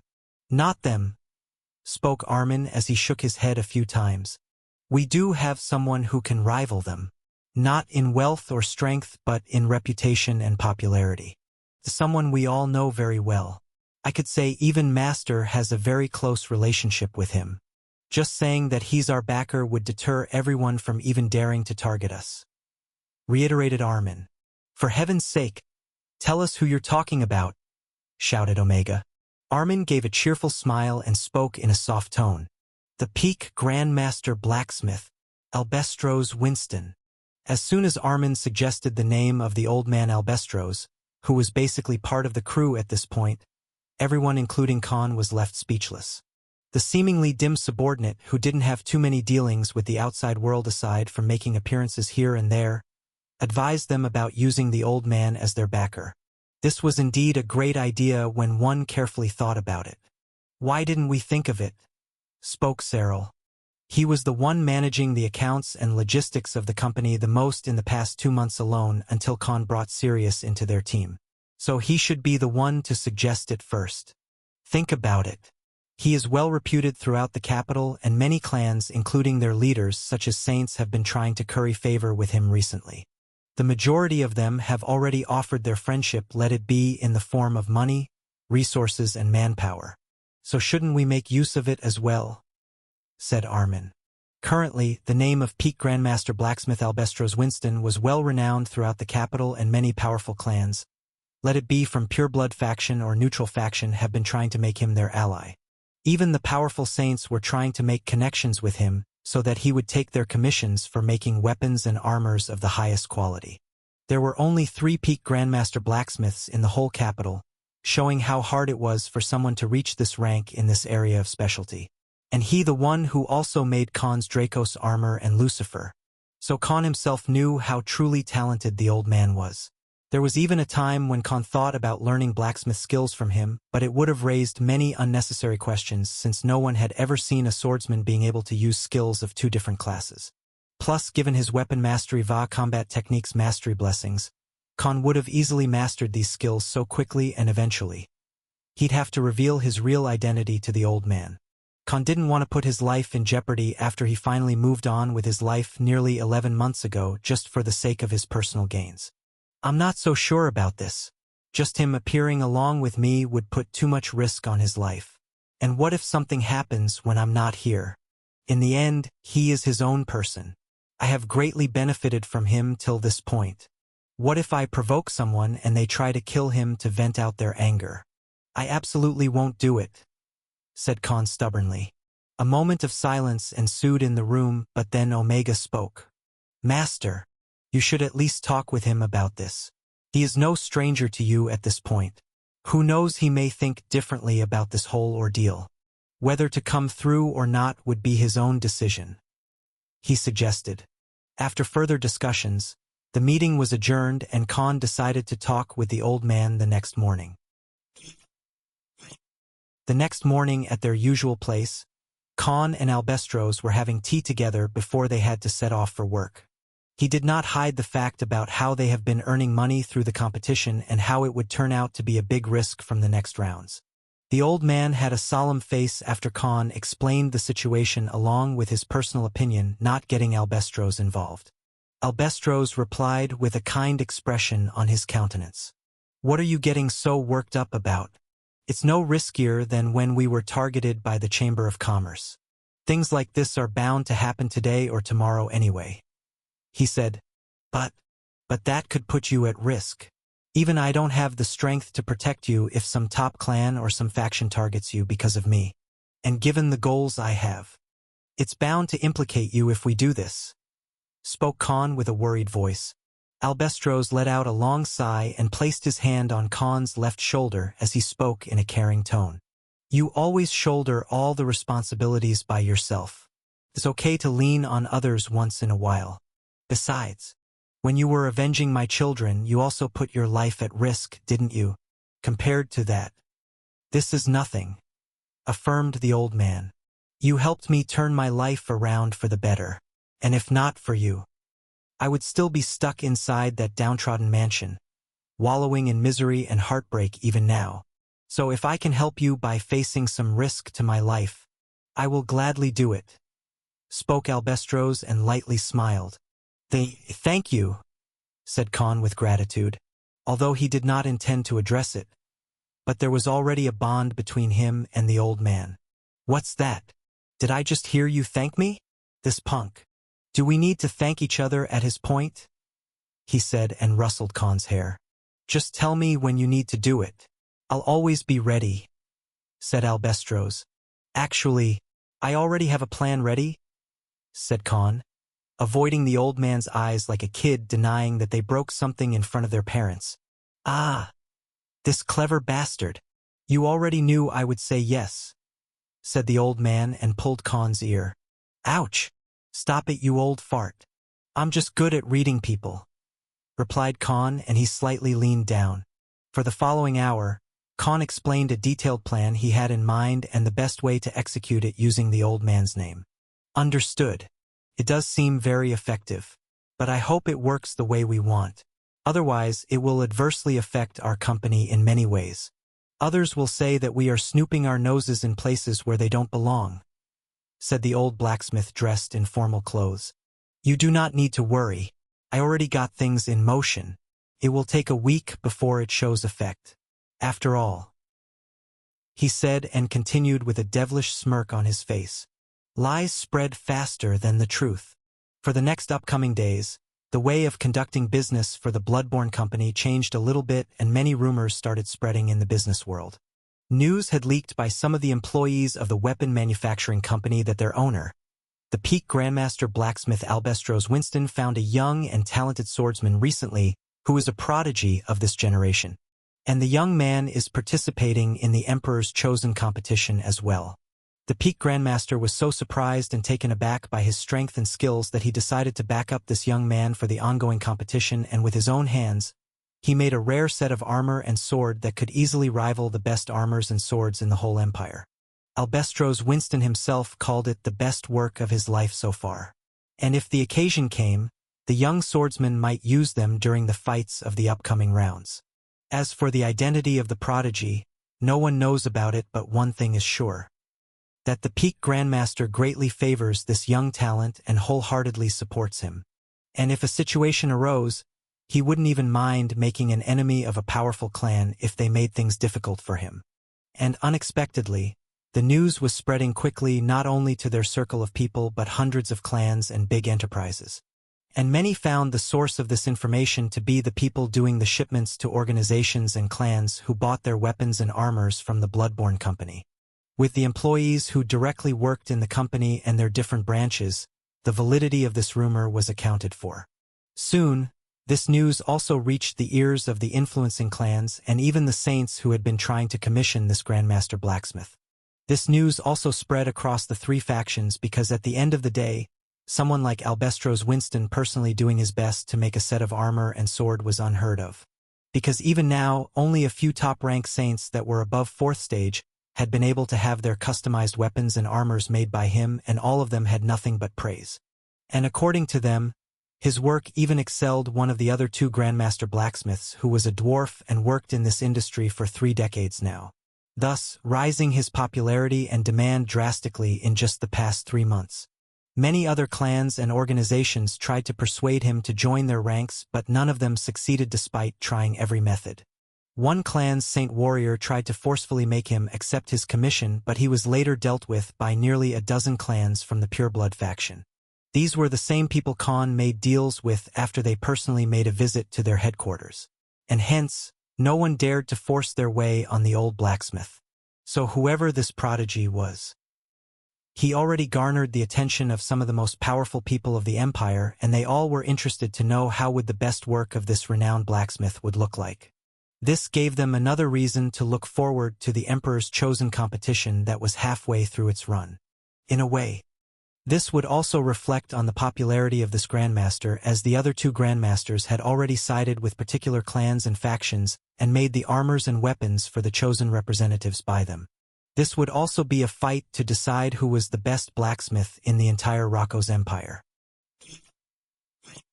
As for Khan himself, he had been preparing himself for the next round that would happen 4 days later, and as per his plans that were carried out by the Bloodborne company that was spreading these rumors through official channels and the 7 deadly sins that was spreading this news among common folks throughout the Rukon district and nearby sections of the capital. Let it be a bar, a restaurant, or some clothing shop. They were using their established networks and chain of organizations that worked for them to spread this news rapidly so that soon, many people in the capital would know of this rumor. With time, it would be a known fact among the masses, and when the right time came, Khan would reveal himself as someone with the backing from the Grandmaster Blacksmith himself. To the public, he would appear as one of the 3 horses chosen by the Grandmasters running in a race. The one to win would also signify which Grandmaster was better in terms of skills. And this move was useful to him because Khan would be able to openly use the sword and the armor in the competition in the later rounds when the time came. And people won't be foolish to directly target him as the news would already reach their inner circle. This was also a way for Khan to let people marvel at the old man's work, increasing Albestros's popularity even more. For himself, this was a better alternative than appearing as a nameless nobody who was easy to pick on by the random street thugs. And Khan was going to use it to the best of benefits.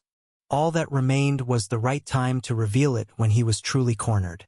Like an ace up your sleeves. After 3 days, Khan had to depart for a new city in a different district where the next round would be conducted. And this time, there was going to be a new format, and the scale of the competition as well as the people involved in it would be leagues above compared to how things had been faring before. As for the new format itself, even Khan had no choice but to start revealing his strength to everybody from here on, as the next round would cully the pretenders and reveal the real diamonds soon. Because the new format of the next round was the Battle Royale.